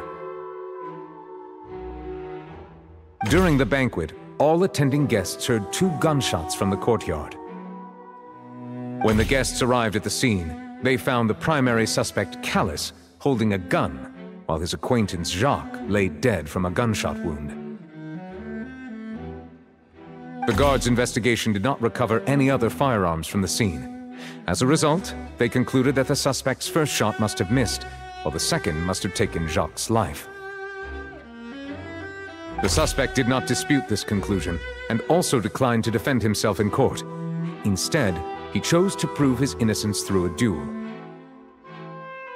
Callus was defeated by champion duelist Clarand in the ensuing duel, and soon succumbed to the injuries. These are the known facts about the case. The one with the motive to kill was Jacques, not my father. And even so, Jacques still had no reason to pull the trigger. In truth, the third person shot Jacques first, and was shot in turn by my father when my father seized the gun from him. After that, the true culprit turned the third person into water, erasing all traces of him from the scene. Thank you for the summary, Your Honor. Of course, the guard's conclusion appeared quite sensible to us at the time. However, we should revisit the case now that we've gained new information about the abilities of water from the primordial sea.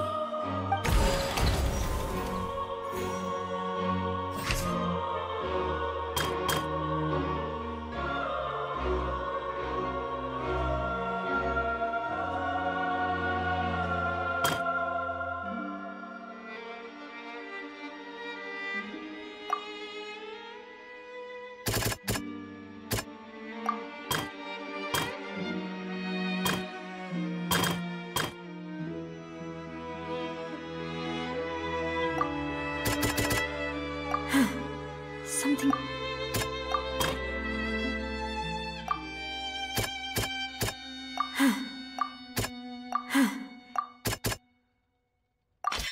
The testimony of the victim's family confirms that Jacques had thoughts of assassinating Callus when he set out for the banquet. However, in the end he reconsidered, and instead shared everything with Callus, hoping to seek the latter's protection. Unfortunately for Jacques, the true culprit had already considered this possibility, and had sent out another assassin.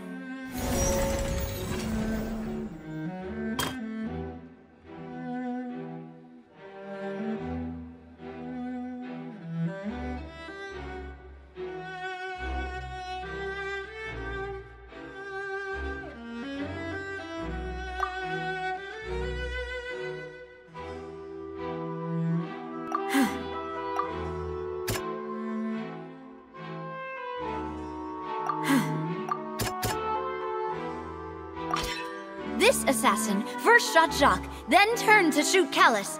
only for Callus to wrestle the gun from him and kill him instead.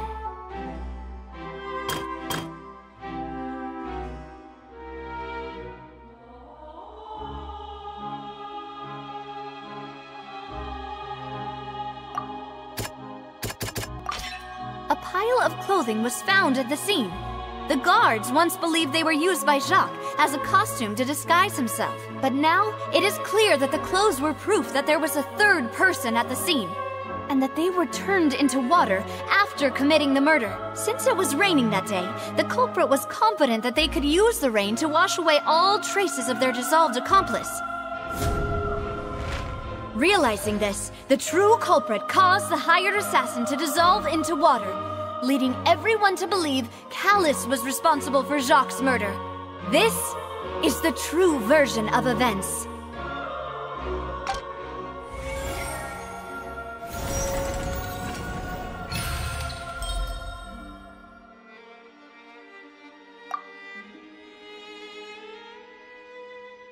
So that's what happened.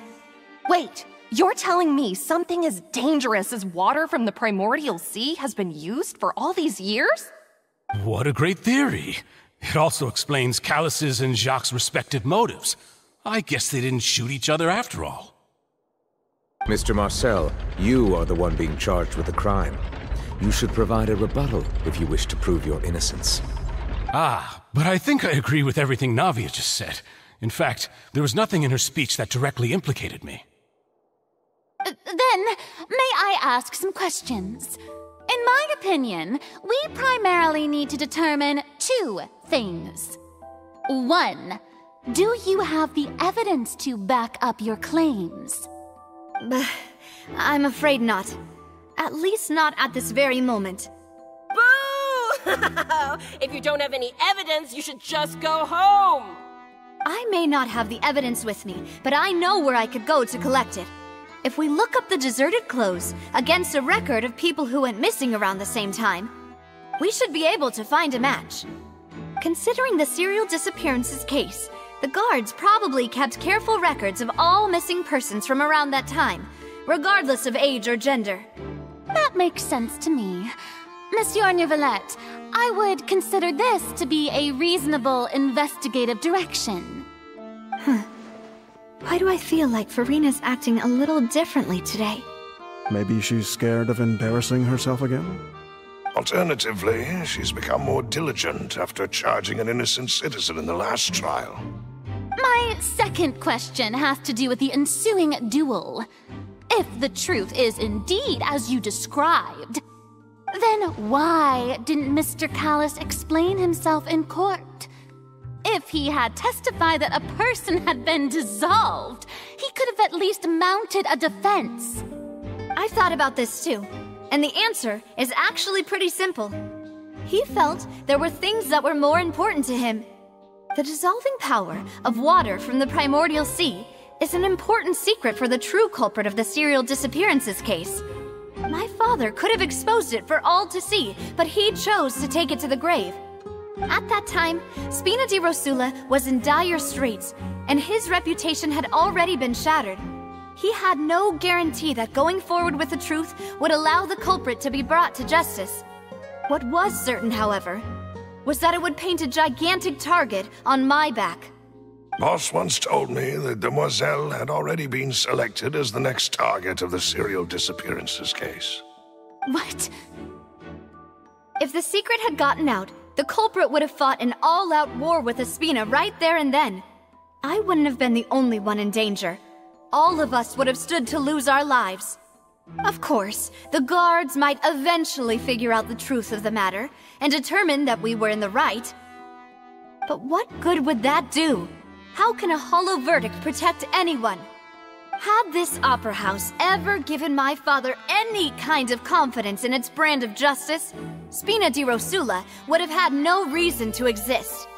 But by staying silent, we retained the ability to deter our opponents and continue the stalemate. I was able to become Spina di Rosula's president, which made me harder to target, as well as giving me more time to grow and learn. And once I have figured out the truth and stepped up to the challenge, I will do what this opera house cannot and restore my father's truth and honor back to him. So, you mean to say, your father intended to die in the duelist's ring? That's right.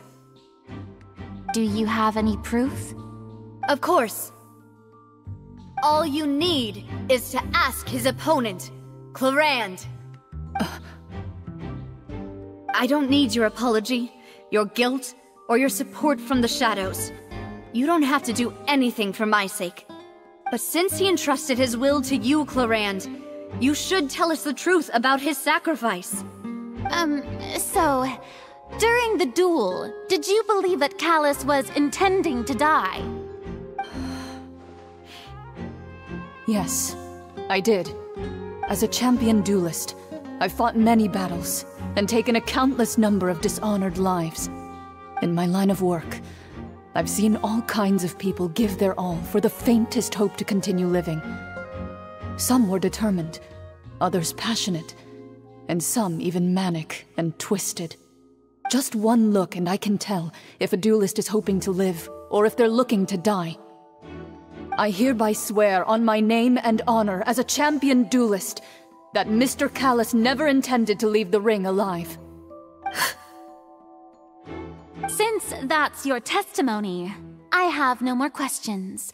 It appears there really are good grounds to reopen this case. I concur. However, Miss Navia, you still have not explained the link between your father's case and the serial disappearances case. Right? What she said was fascinating, but kind of beside the point. Wait, weren't they just talking about the serial disappearances case? Of course, Your Honor. The two cases are connected via a matter of timing. In my father's case, the culprit intended to kill both Jacques and Callus. As a result, they planned to act after hearing 2 gunshots. And, at the end of Linny's trial, the culprit also only dissolved the victim in front of everyone because they realized they were at risk of being identified. The culprit could only time their actions so precisely if they were already at the scene. Coincidentally, Marcel attended both the banquet and the trial. So that's why you suspected me. Even after hearing your reasoning, I still can't help but find it a little preposterous. I'm used to it, though. You've always been an impulsive and sentimental child, Navia. It's one of your most endearing traits. No need to appeal to pathos. I won't try to refute your points one by one, but even if everything you just said was true, can you prove that I was the only person present at both events? On top of that, does a person have to be physically present to control the timing? Can't someone remotely monitor the place? Don't know what she can say to that. I know that even with that, you might still think you can reduce the list of suspects with some further investigations, until I'm the only one left on the list. Alas, who won't feel at least a little hurt by an accusation of murder from a girl you see as your own daughter? But if I were to dismiss this completely, you'd also think I'm not being considerate of your feelings. Ah well, let Uncle Marcel teach you another lesson. Do you know what the biggest flaw in your reasoning is? I suppose you're gonna tell me anyways. It's timing again. I'm a businessman by trade. From that standpoint, there's no reason for me to kidnap young women. It's a high-risk action with nothing to gain. In addition, I left my home in Snezhnaya when I was young to come to Poisson and work in some trade. My business only thrived when I received Callus's patronage.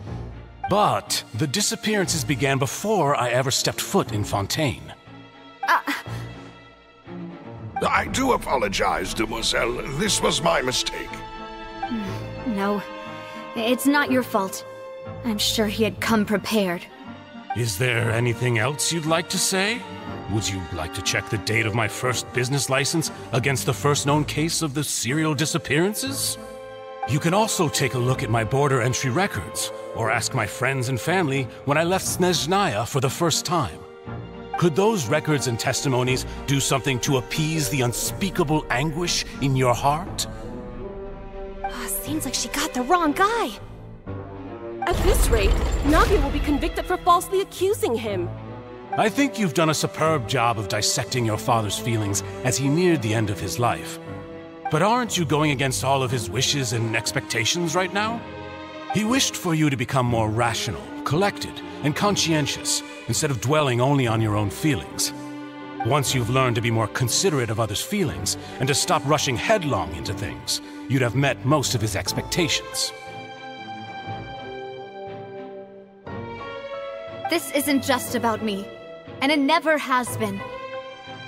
The biggest difference between me and the rest of the victims is that I still have the ability to search for the truth, while that same agency has long been taken from them. The people whose families were destroyed by synth abuse, the people who lost their loved ones to the serial disappearances, and the people who suffered tragic ends due to their sense of justice. Many people's images are flashing before my eyes. I'm sure some are coming to those of you in the audience as well. And whose image do you see, Marcel? Is it a man named Vacher? Oh, so you do know that name. I'm merely surprised you'd suddenly say the name of someone I've never even heard of. I was waiting for you to say that.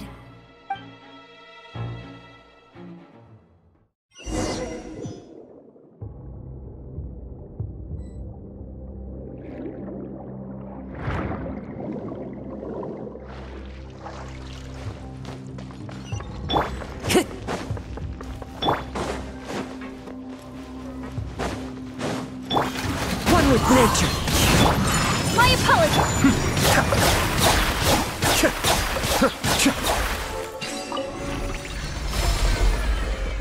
Whoa! The floor is going up! Is it because of this mechanism in the middle? That guy really prepared a lot of stuff for this place.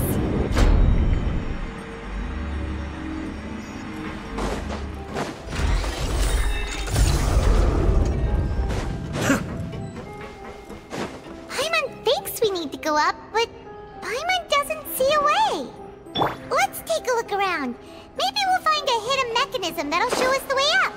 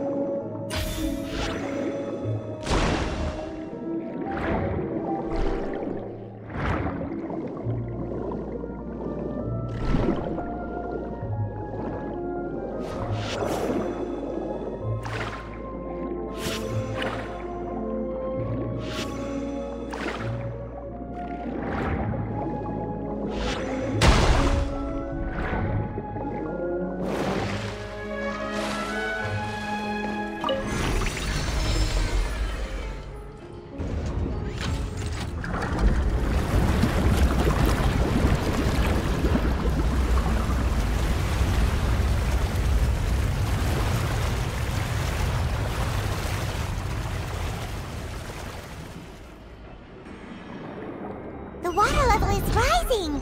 Now we can swim to the top! But this is still a ways away from where we need to go.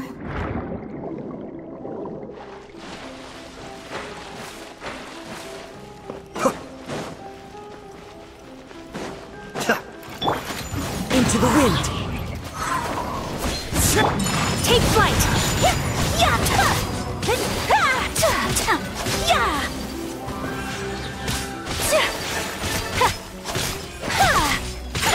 My apologies! Be still. The wind knows me. Whirling snow!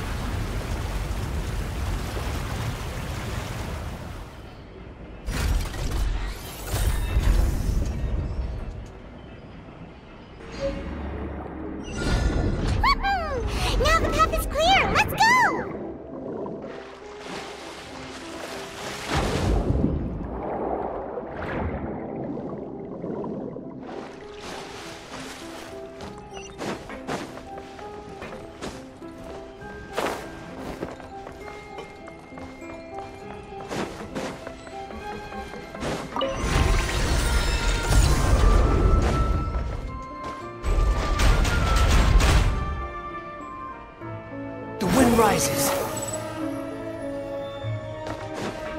Quit following me. Into the wind. Take flight! Sakura swirl! Be still.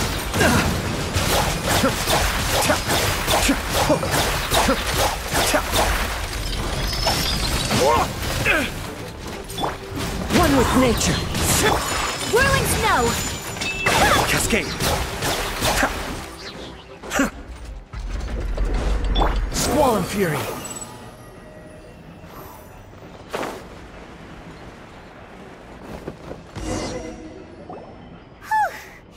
After all that, we finally made it to the innermost sanctum.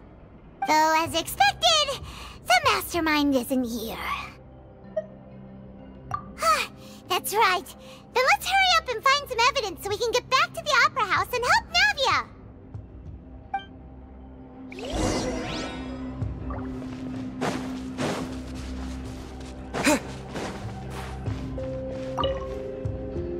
What's this over here? Looks like some kind of place for research.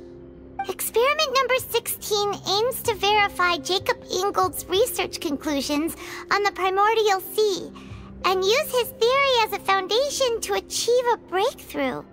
The experiment was a failure. No individual managed to resurface from the water from the primordial sea. Female specimens 22, 23, and 24 were dissolved.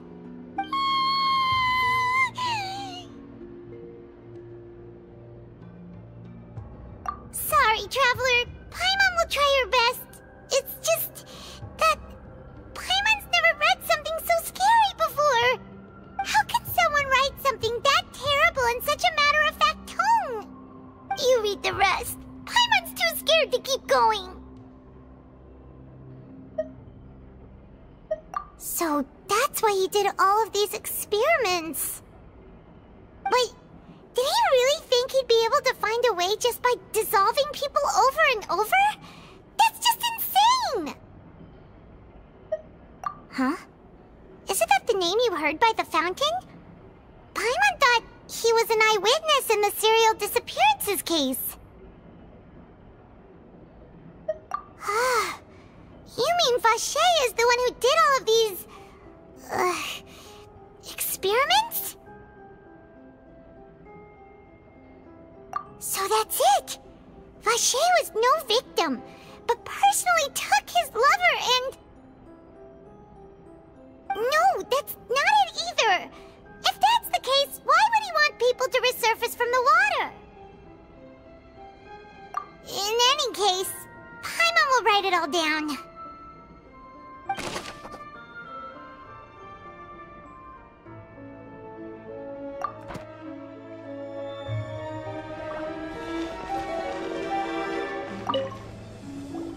Whoa! There's so much synth here! And so many bottles of ingredients that probably just contain the waters of the primordial sea. Mixing in progress, ready to drink, stock sample? Huh. They've also got all the synth pretty clearly labeled. Whoa, there's even fruit-flavored synth? Yep, it's super obvious.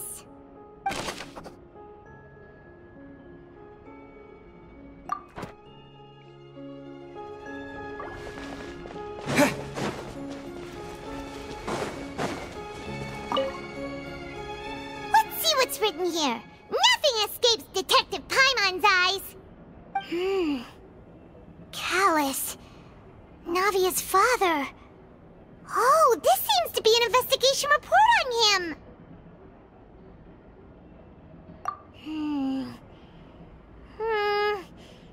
Yep, it's about finding someone to assassinate Jacques and Callus because of a lack of confidence that Jacques himself would go through with it.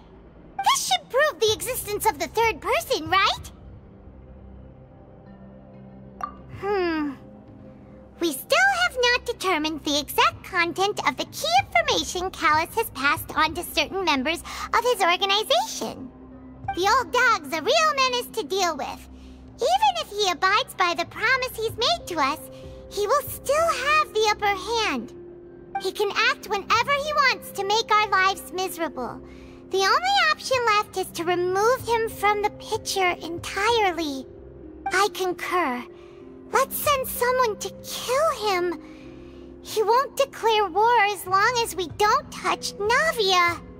Oh, seems like we've got a bunch of correspondence between the higher-ups.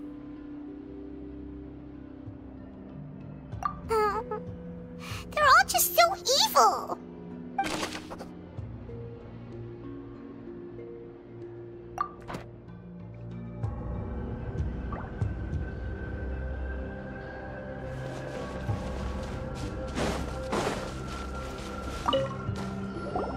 What's all this? Aw, it's a bunch of really cute things. Pink accessories, a hair tie, a necklace, even a makeup box.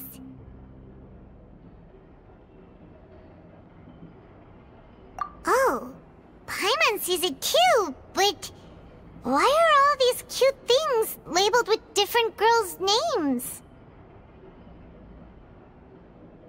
Huh? You mean the girls from the serial disappearances? They were brought here? And then they were turned into water. And all the boxes of things. These names. That means... Oh, this is terrible.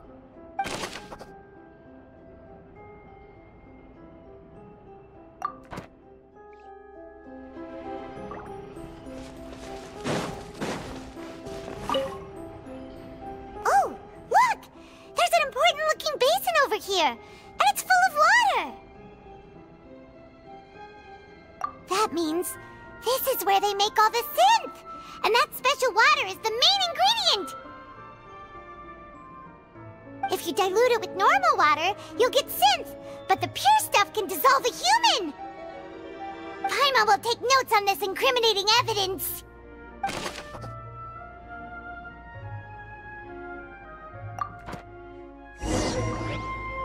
We've looked at almost everything here, and it seems like our theories were spot on.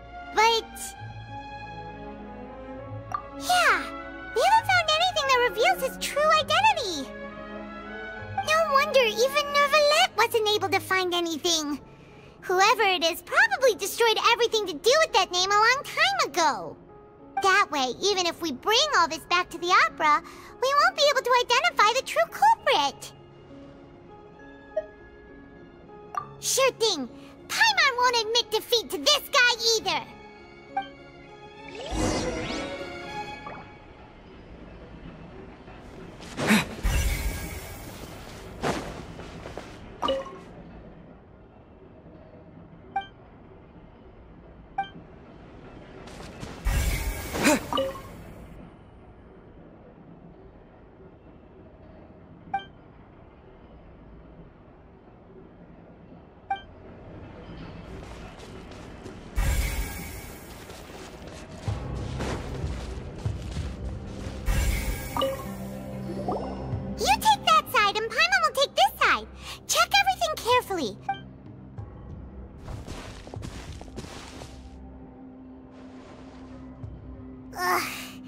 Nothing at all!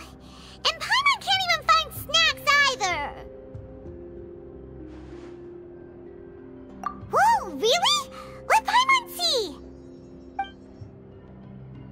Vinier. Isn't that Vache's lover's name? Then you found her diary! Let's see! Aww. It's just a normal diary chronicling their love story. She was so sweet, too. Oh, Paimon feels even worse for her now.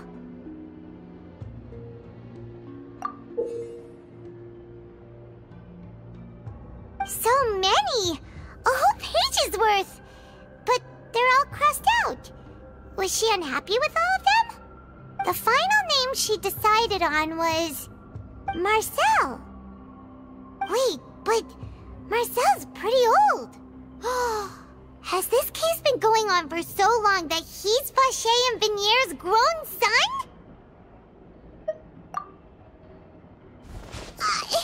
Hey! Paimon still hasn't figured it out yet?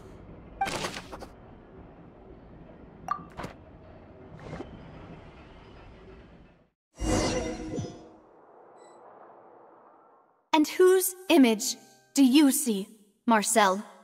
Is it a man named Vacher? Oh, so you do know that name. I'm merely surprised you'd suddenly say the name of someone I've never even heard of. I was waiting for you to say that. Navia! We're back! As expected of my partner. I just knew you'd return in the nick of time. Just how often do you intend to flout the rules of this court? It's all right, Monsieur Neuvillette. Given their confidence, I expect they've found the crucial evidence.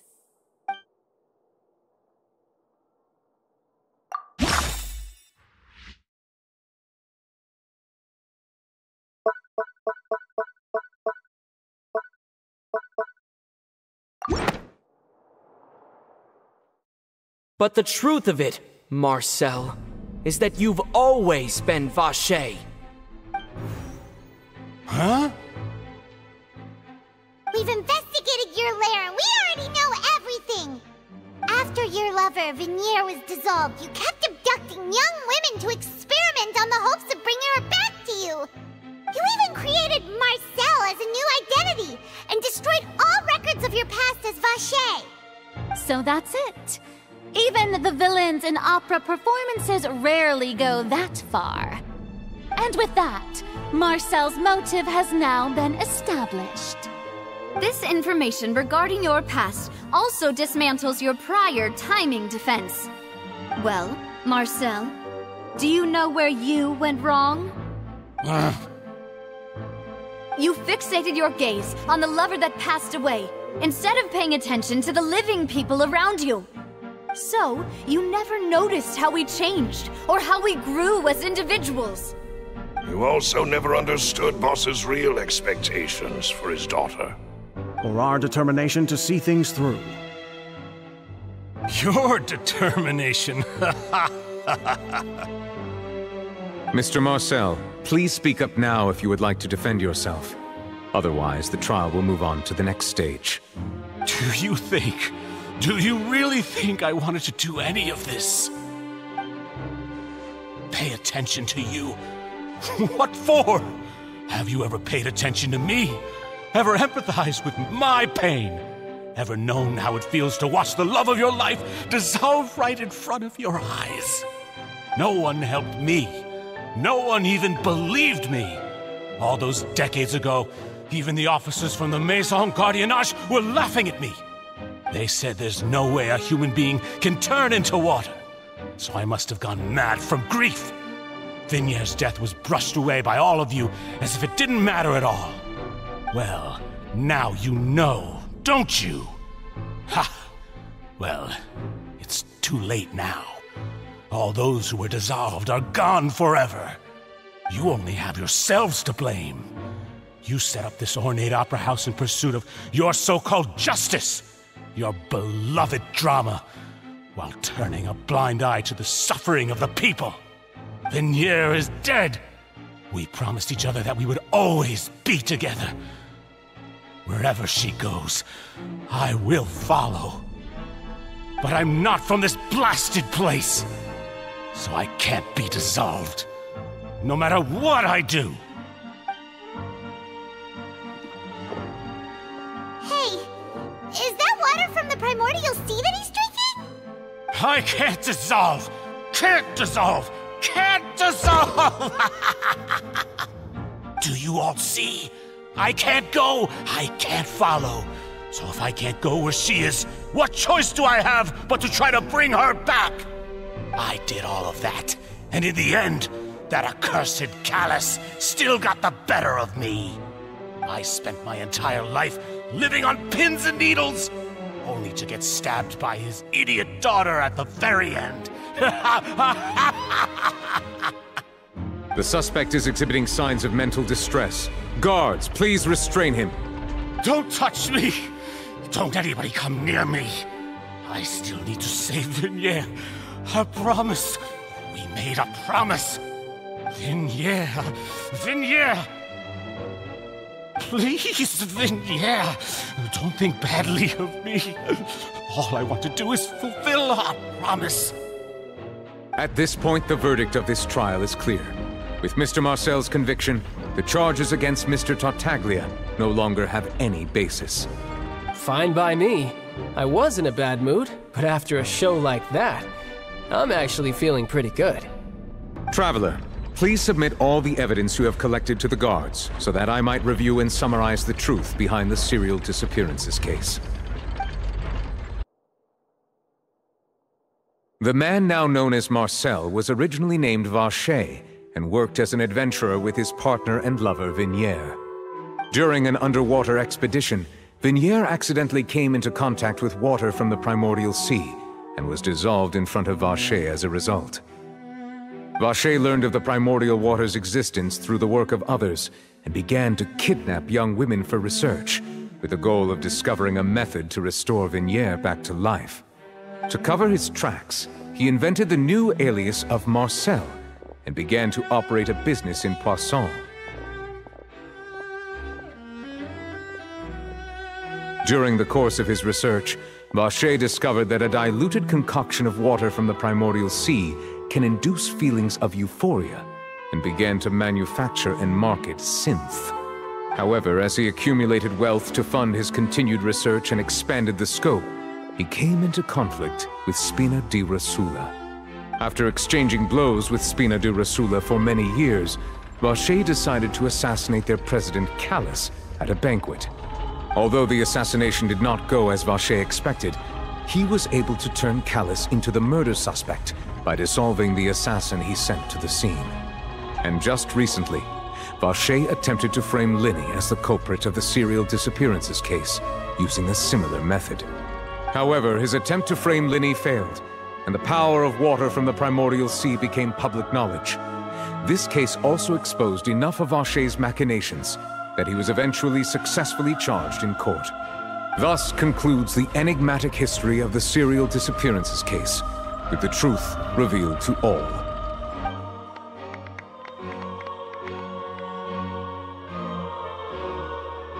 The Oratrice will now deliver the final verdict regarding the charges against Mr. Vacher.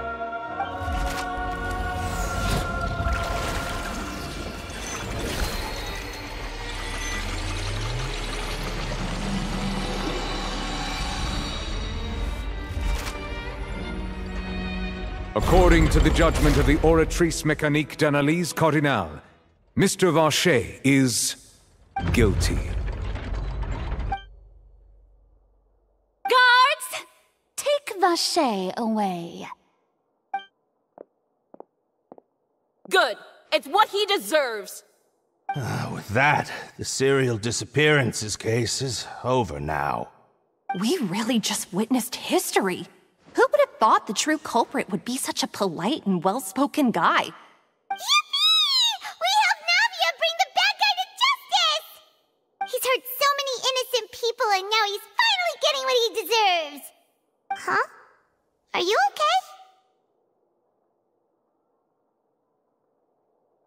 okay? Demoiselle, you were absolutely brilliant. The day our late boss had always hoped for has finally come.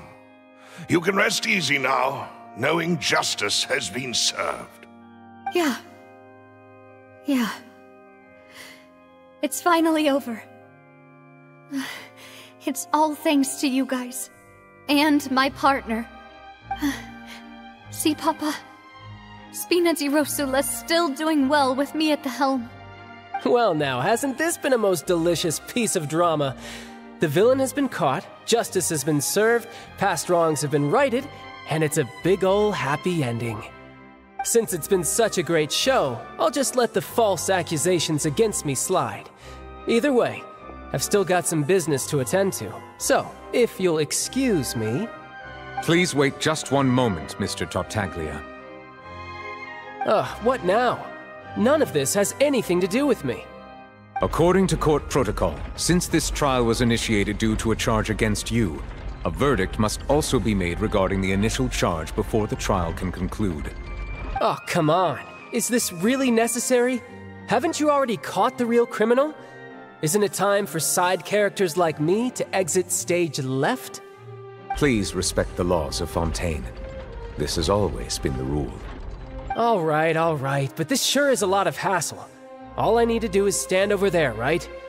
Let's just get this over with. Through evidence presented in the public trial that was just held, it has been established that Mr. Tartaglia has no direct connection to the serial disappearances case.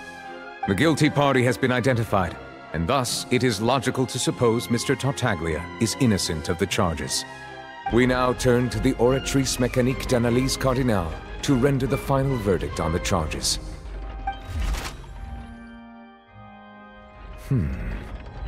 According to the judgment of the Oratrice Mécanique d'Analyse Cardinale, Mr. Tartaglia is guilty.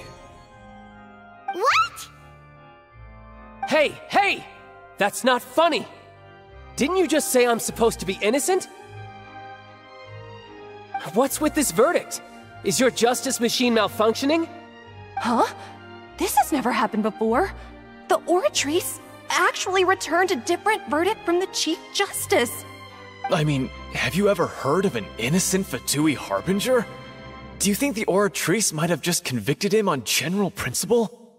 But weren't the charges about the serial disappearances case? No matter what else he's guilty of, it shouldn't affect the verdict in this case, right? The judgment of the Oratrice Mécanique d'Analyse Cardinale is, by law, the final verdict of the court. We must accept the guilty verdict. Guards, please take the suspect into custody per court protocol.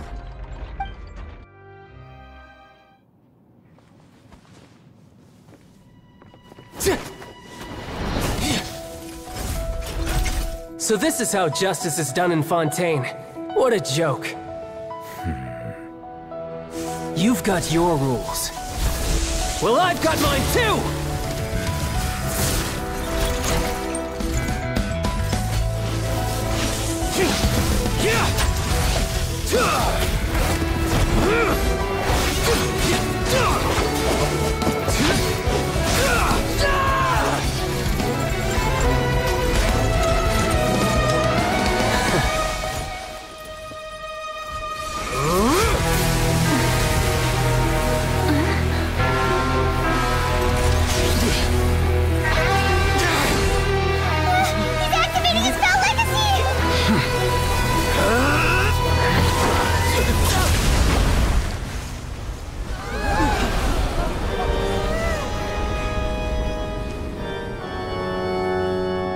I am sorry. If you have been wronged, we will find the truth. But the rules of the court must be upheld.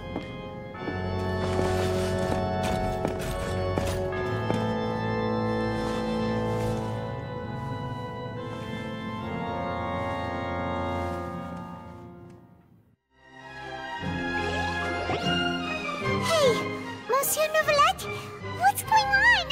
Shouldn't they have been cleared already? Apologies. This is also the first time I've encountered such a situation. However, according to the rules established at the conception of Fontaine's court system, the Oratrice's judgment is the final verdict of the court. All I do is follow court procedure. As for why the Oratrice arrived at the conclusion it did, you should probably ask someone more knowledgeable than me. Why are you looking at me? I had nothing to do with it! I don't know what happened there either! Hey, stop staring at me! What does Lady Farina mean by that?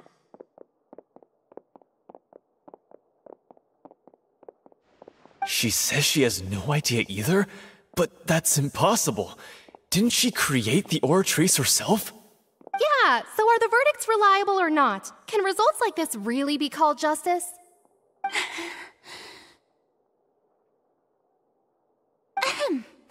My dearest citizens, did you really think we'd allow an incorrect verdict to be handed out in this court? Did you really believe that the judgment could be mistaken or be the result of some sort of random mishap? don't tell me. You thought even I had been blindsided by the Oratrice's result. But the way she looked just now, it was pretty obvious she had no idea what was going on. However, given the state of things, I shall give you an explanation. Everything that just took place, including my supposed shock and bafflement, was a part of an elaborate performance, with every action meant to stir up drama and excitement. And, of course, for every performance there is a script. Everything has unfolded exactly as I expected from the very beginning. As the embodiment of the very concept of justice, the Oratrice shall never render an arbitrary judgment! If you thought Child had nothing to do with the serial disappearances case, it is only because you've been blinded by the superficial appearance of innocence. Everything he's done, not to mention the danger he poses, are beyond ordinary comprehension and completely unforgivable! All shall be revealed in time. You will come to understand my noble intentions, as well as the absolute correctness of the Oratrice's verdict.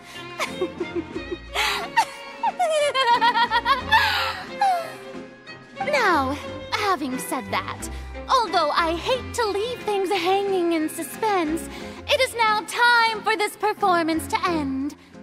As the lead actress, I shall be the first to take my leave. Toodaloo! So she chose to make her escape after all, did she? So you're saying we shouldn't put much stock into what she just said? She probably just put on that performance to save face. As for the truth, it's unlikely that she actually has any idea.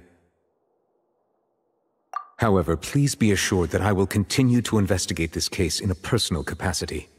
Just as I promised, if the judgment has been incorrect, we will do our utmost to clear his name. All right.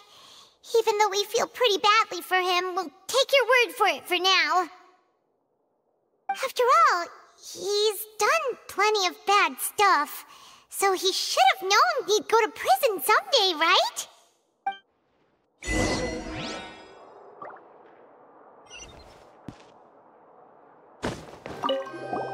Oh, Monsieur Neuvillette! That power you showed when you took him down. Who are you really? I'm the Chief Justice of Fontaine, of course. If officers of the law lack the strength and capability to enforce it, then it makes a mockery of justice.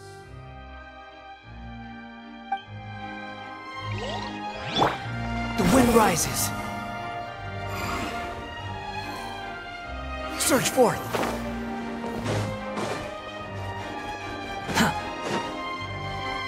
Squall and fury.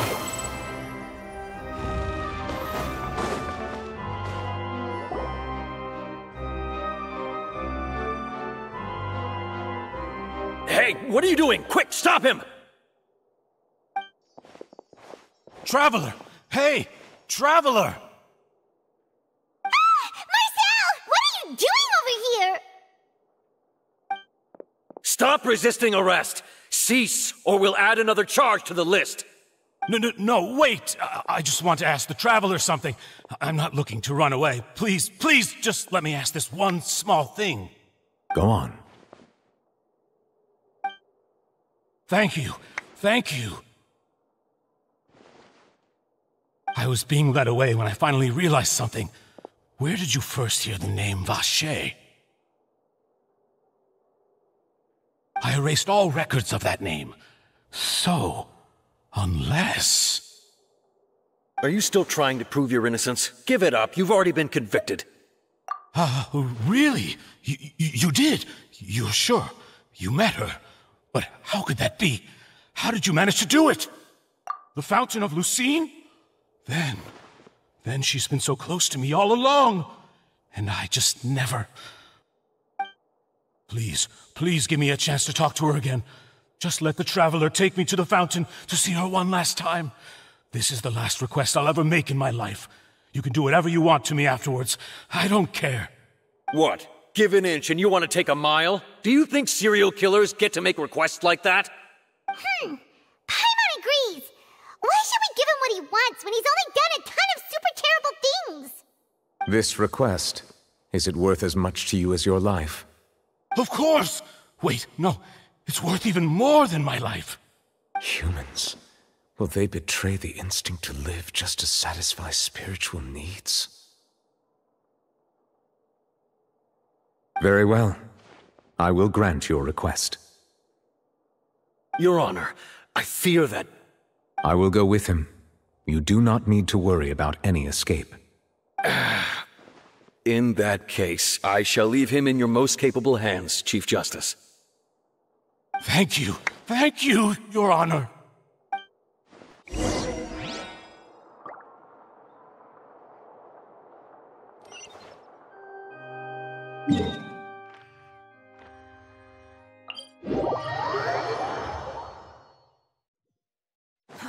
Too slow. The wind rises.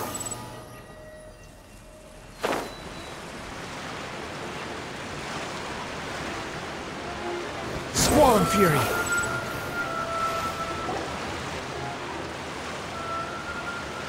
Is this the place? You said she's here, but what do I need to do to see her? Yeah, and even Paimon could hear her after drinking that thing. Didn't you just drink a lot of it on the stage as well? Oh, in that case... Vache! Ah! Yes, that's it! So you heard it too! Vignier, it's me! It's me, Vache! Vache? Vache? I'm here! Where are you, Vignier? I'm coming for you. I'm finally here for you. Hey, wait! Be careful! Hey, wait! Vignier, is that you? It's me, Vache! Vignier! Vache? Why did you come? Didn't I say? You don't need to look for me. You look a lot older than I remember. How long has it been? It's been more than 20 years. I've suffered for over 20 years since the day you left. All this time, only the thought of bringing you back has kept me alive. Nothing else mattered to me. I must be dreaming. Who would have thought I'd get the chance to tell you all of my feelings like this? Vignier, you are my everything. I really don't know how I could live without you. But Vache, if you ask me, this world would be better off without you. What are you saying? If not for you, I would have finished my law degree and probably become a top-tier attorney one day. If not for you, I would have continued to pursue my love of the arts, and my works would have been displayed in the Palais Mermonia itself. If not for you, I would at least have been able to take care of my mother. And she would not have grown old and died alone, with nothing but the tears on her cheeks. It's all because of your selfishness, Vache. It's all because of you. You... Wait, you are not Vignier. Who are you? You're right. I am not Vignier. I am the sacrifices. Every woman who died by your hand, as our bodies dissolved, our consciousnesses flowed back to the primordial sea. Our thoughts circulated endlessly within the primordial sea, and we were no longer individuals, but we became one, just as streams of water come together in the sea. I'm Cressy. I'm Lemony. I'm Azine. The only one I am not is Vignier. Why? But then, where is Vignier? She doesn't want to see you anymore. Every tendril of her consciousness is avoiding you. This is what you get for your selfishness. Your selfishness robbed us of our lives and our futures. You said time and time again that you'd do any and everything for her. But did you ever consider whether she'd want to see you do the things that you did? If she would despise you for what you became?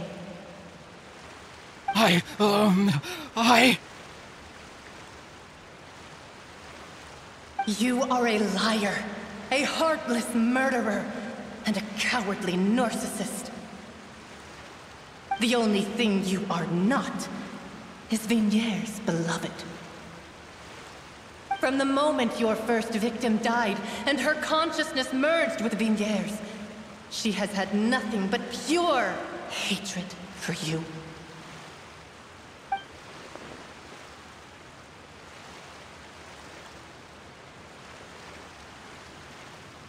No! Yeah! She can't hate me. Let me see her. Please! Have mercy! You still don't understand. When I said don't look for me, that came from the real Vignier. She really doesn't want to see you anymore. But on top of that, she also said that because it's her final drop of pity for you. She said that because she knew that if you did come here, we will show no mercy to you. Vache. Vache? Vache. Vache. Vache. Vache. Drown.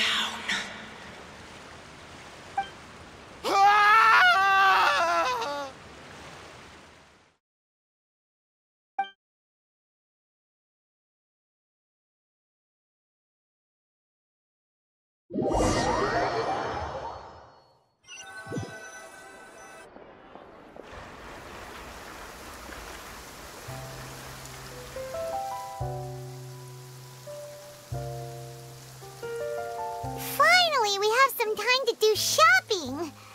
Gosh, it's really been a long time since we've been able to relax. Ah, well met, partner. I knew something great was going to happen when I woke up in such a good mood today. Even this weather can't put a damper on the demoiselle's mood. It's a pleasure to see you both again. Oh, hey, Navia! It's been a few days. Paimon's already started to miss you. Oh, now that I believe. I'm easy to work with and always bring home the bacon. Who wouldn't treasure having a partner like me? Sounds like you're really enjoying life these days, Navia. What have you been busy with since the trial? It's just been one thing after the other. I've been making non-stop trips between Poisson and the courts in Sen. Everyone from Spina di Rosula organized a memorial for my father. We never held a memorial when he first died, since everyone knew that even if we held one back then, no one was going to come. This time, though, everyone in Poisson, and even many people from the court, all attended. So his name's definitely been cleared now. That's what we like to hear. It's been the dearest wish of Demoiselle all along. That blasted stubborn fool. I was right to put my faith in him. I'm so glad I didn't give up on the case all those years ago. Oh, by the way, I ran into Charlotte just after I left the memorial service. Well, maybe it'd be more accurate to say I knew she would be there, and there was no way she'd just let me go. Huh? So you know Charlotte too? The Charlotte? Journalist from the Steambird? Yeah, way back when I first became the president of the Spina di Rosula, she was all over me. Wouldn't take no for an answer. I believe the story was called The True Heart of Darkness, Secret Tales of the Yellow Rose. To be fair, though, It was a really flattering feature. So, we've been on pretty good terms ever since. She was trying to lean on our friendship to get me to do an exclusive piece on the serial disappearances case. Oh yeah, she told us about that. She's always been super interested in that case, so now her wish has finally come true too. Anyway, I told her to make sure that when she writes about you guys entering the opera house with the critical evidence, that you both sound really cool. Now that's another thing to look forward to. We trust Charlotte's skills with a pen for sure. Oh, and in other news, I also took Clorand out for a meal. Oh, are you two on better terms now? While you were investigating Vache's headquarters, Clorand gave testimony on my father's behalf. It was thanks to her that we were able to turn the tide. I wanted to thank her. I mean, there's also no point in being awkward all the time, so we took the chance to reconcile with each other. Oh, that's great! Paimon also thought Clorand wasn't actually a bad person. It's always good to have more friends.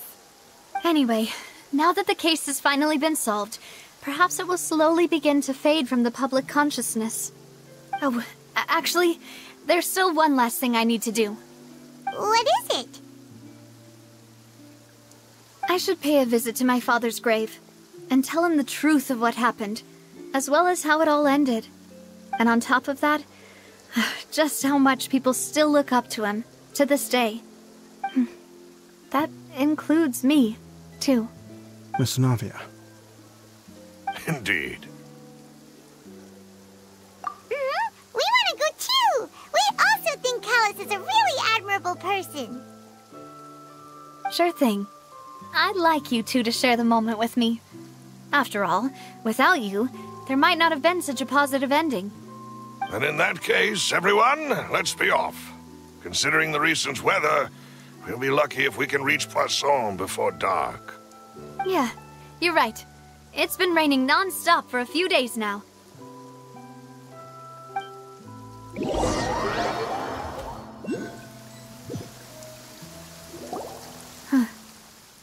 This is where my father's grave is. To be perfectly honest, even I haven't been back here for a long time. Huh? There's someone there already. Wait, that figure. It can't be... Hmm? Isn't that Nervalette? Why would the Chief Justice be here? Huh? Navia?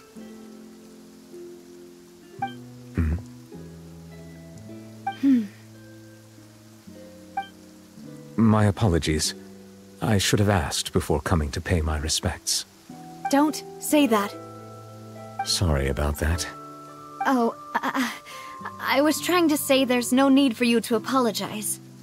I wanted to show my father how much I've grown, but still, I doubt I've grown to the point that even the Chief Justice would feel compelled to apologize to me over and over. In that case, I will stop apologizing for now.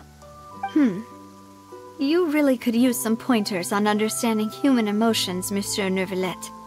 In any case, why did you come to Poisson? Well, ever since that day, I've been turning a question over and over in my head. Just what is justice, anyway?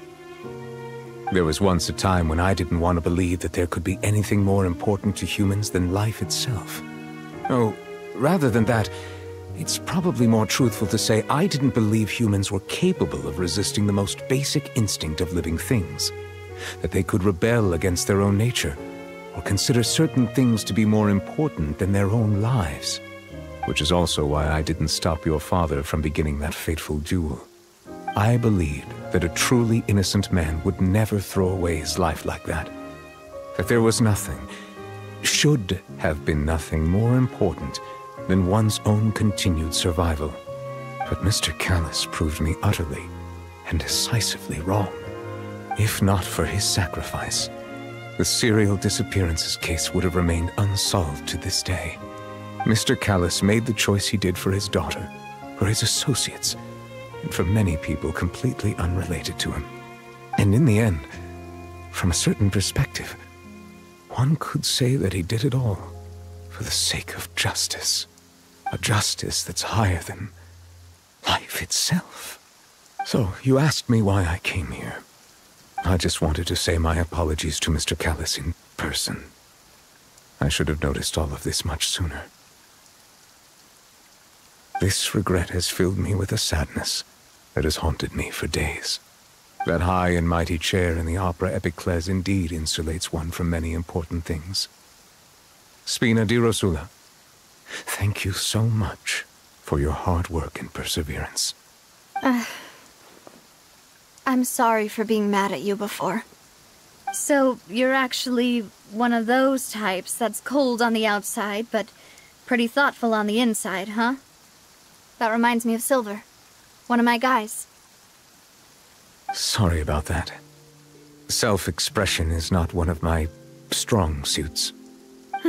Didn't I just say you don't need to apologize? Ah, so Navia and Neuvillette seem to have made their peace as well. Let's not disturb them for now. We can wait till after they're done.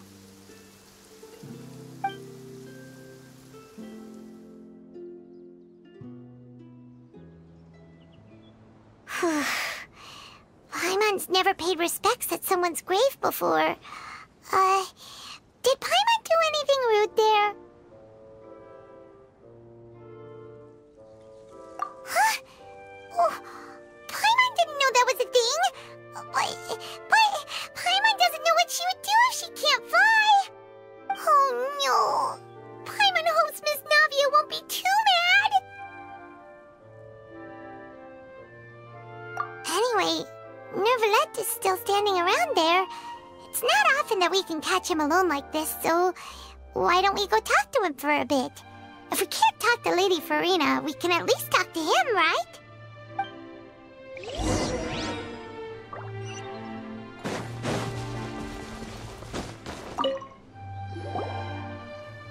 Oh, it's you two. Did Miss Navia invite you to come pay your respects to her father? Mm-hmm. We ran into Navia on the streets today, so we just followed her here. I see. Then is there something that I can help you with?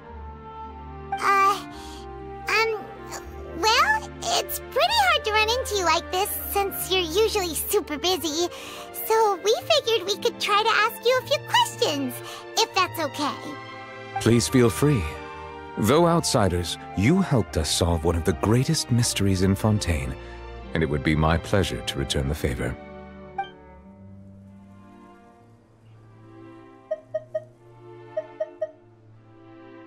So, at court, the bad guys referred to that special water as water from the primordial sea, but what is it really?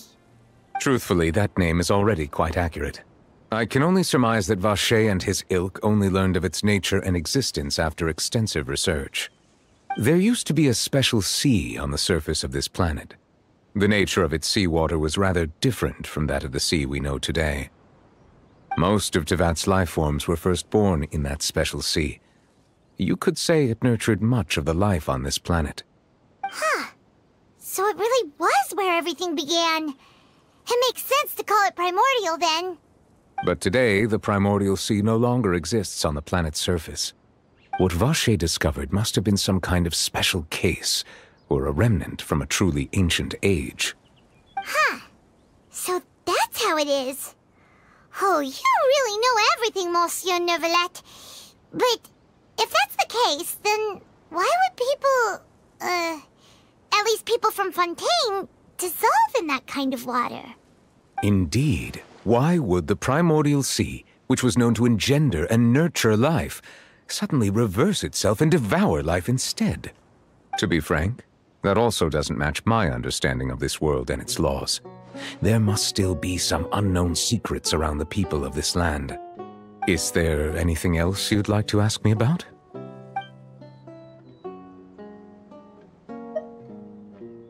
That the sea levels will rise and everyone will be dissolved in water, leaving Farina crying alone on her throne, but the sins of the people will be finally washed away for good. Does that appropriately summarize the version you've heard? That's right! It was Lenny that told us back then. And that about covers all the main points. Yes, up to the present, I think we reached a point where we have no choice but to confront this prophecy directly. Rumors have it that this prophecy is rooted in the last words the former Hydro Archon left to the world before she passed away. A prophecy? Of the former Hydro Archon? Wow. This is the first time that we've ever heard of it. 2 parts of the prophecy have already proven correct. The rising sea levels and the ability of the people of Fontaine to be dissolved. We should be more vigilant and stay on the watch for further signs. Speaking of the prophecy, Farina has also always taken it quite seriously. Indeed, she has been collecting information and intelligence from across Tevat for this purpose. If the rumors were true, then perhaps this prophecy is the conundrum left to Farina by her predecessor. But with Farina being the way she is, can we really trust her to solve it? Is there anything else you'd like to ask me about? My apologies. My investigation has still not reached its conclusion. However, I still believe the judgment of the Oratrice was not rendered arbitrarily. Huh? But you also said you thought he was innocent. For many years, I have been quite aware that the Oratrice does not simply mechanically repeat the verdict that I give on each case. As a divinely created mechanism, the people's unified faith in the concept of justice is integrated into it. Not only can it produce the incredible power of indemnitium, but it likely also possesses other traits, such as self-awareness. Which is all to say, I have been prepared for a situation like this for a long time. Huh. So when Lenny told us that he heard a human voice from the room where the Oratrice's core is stored... I was not aware such a thing had occurred. Perhaps that could serve to prove my conjecture. I will add that to the list of items to investigate. In any case, I am inclined to believe that the Oratrice does have a methodology all its own. We just do not have enough information. Based on Farina's reaction, I doubt even she had any idea what was going on. She managed to bluff her way through it, though, with her time-tested twin tricks of bravado and drama. While we do intend to get to the bottom of this, for now, we regret to say that the Fatui Harbinger will just have to bide his time in the fortress of Meripede. If we did incorrectly convict him of crimes he did not commit, we will most certainly compensate him to the fullest extent allowed by the law. If you ask Paimon, the only compensation he'll want is a no-holds-barred fight with you. Is there anything else you'd like to ask me about?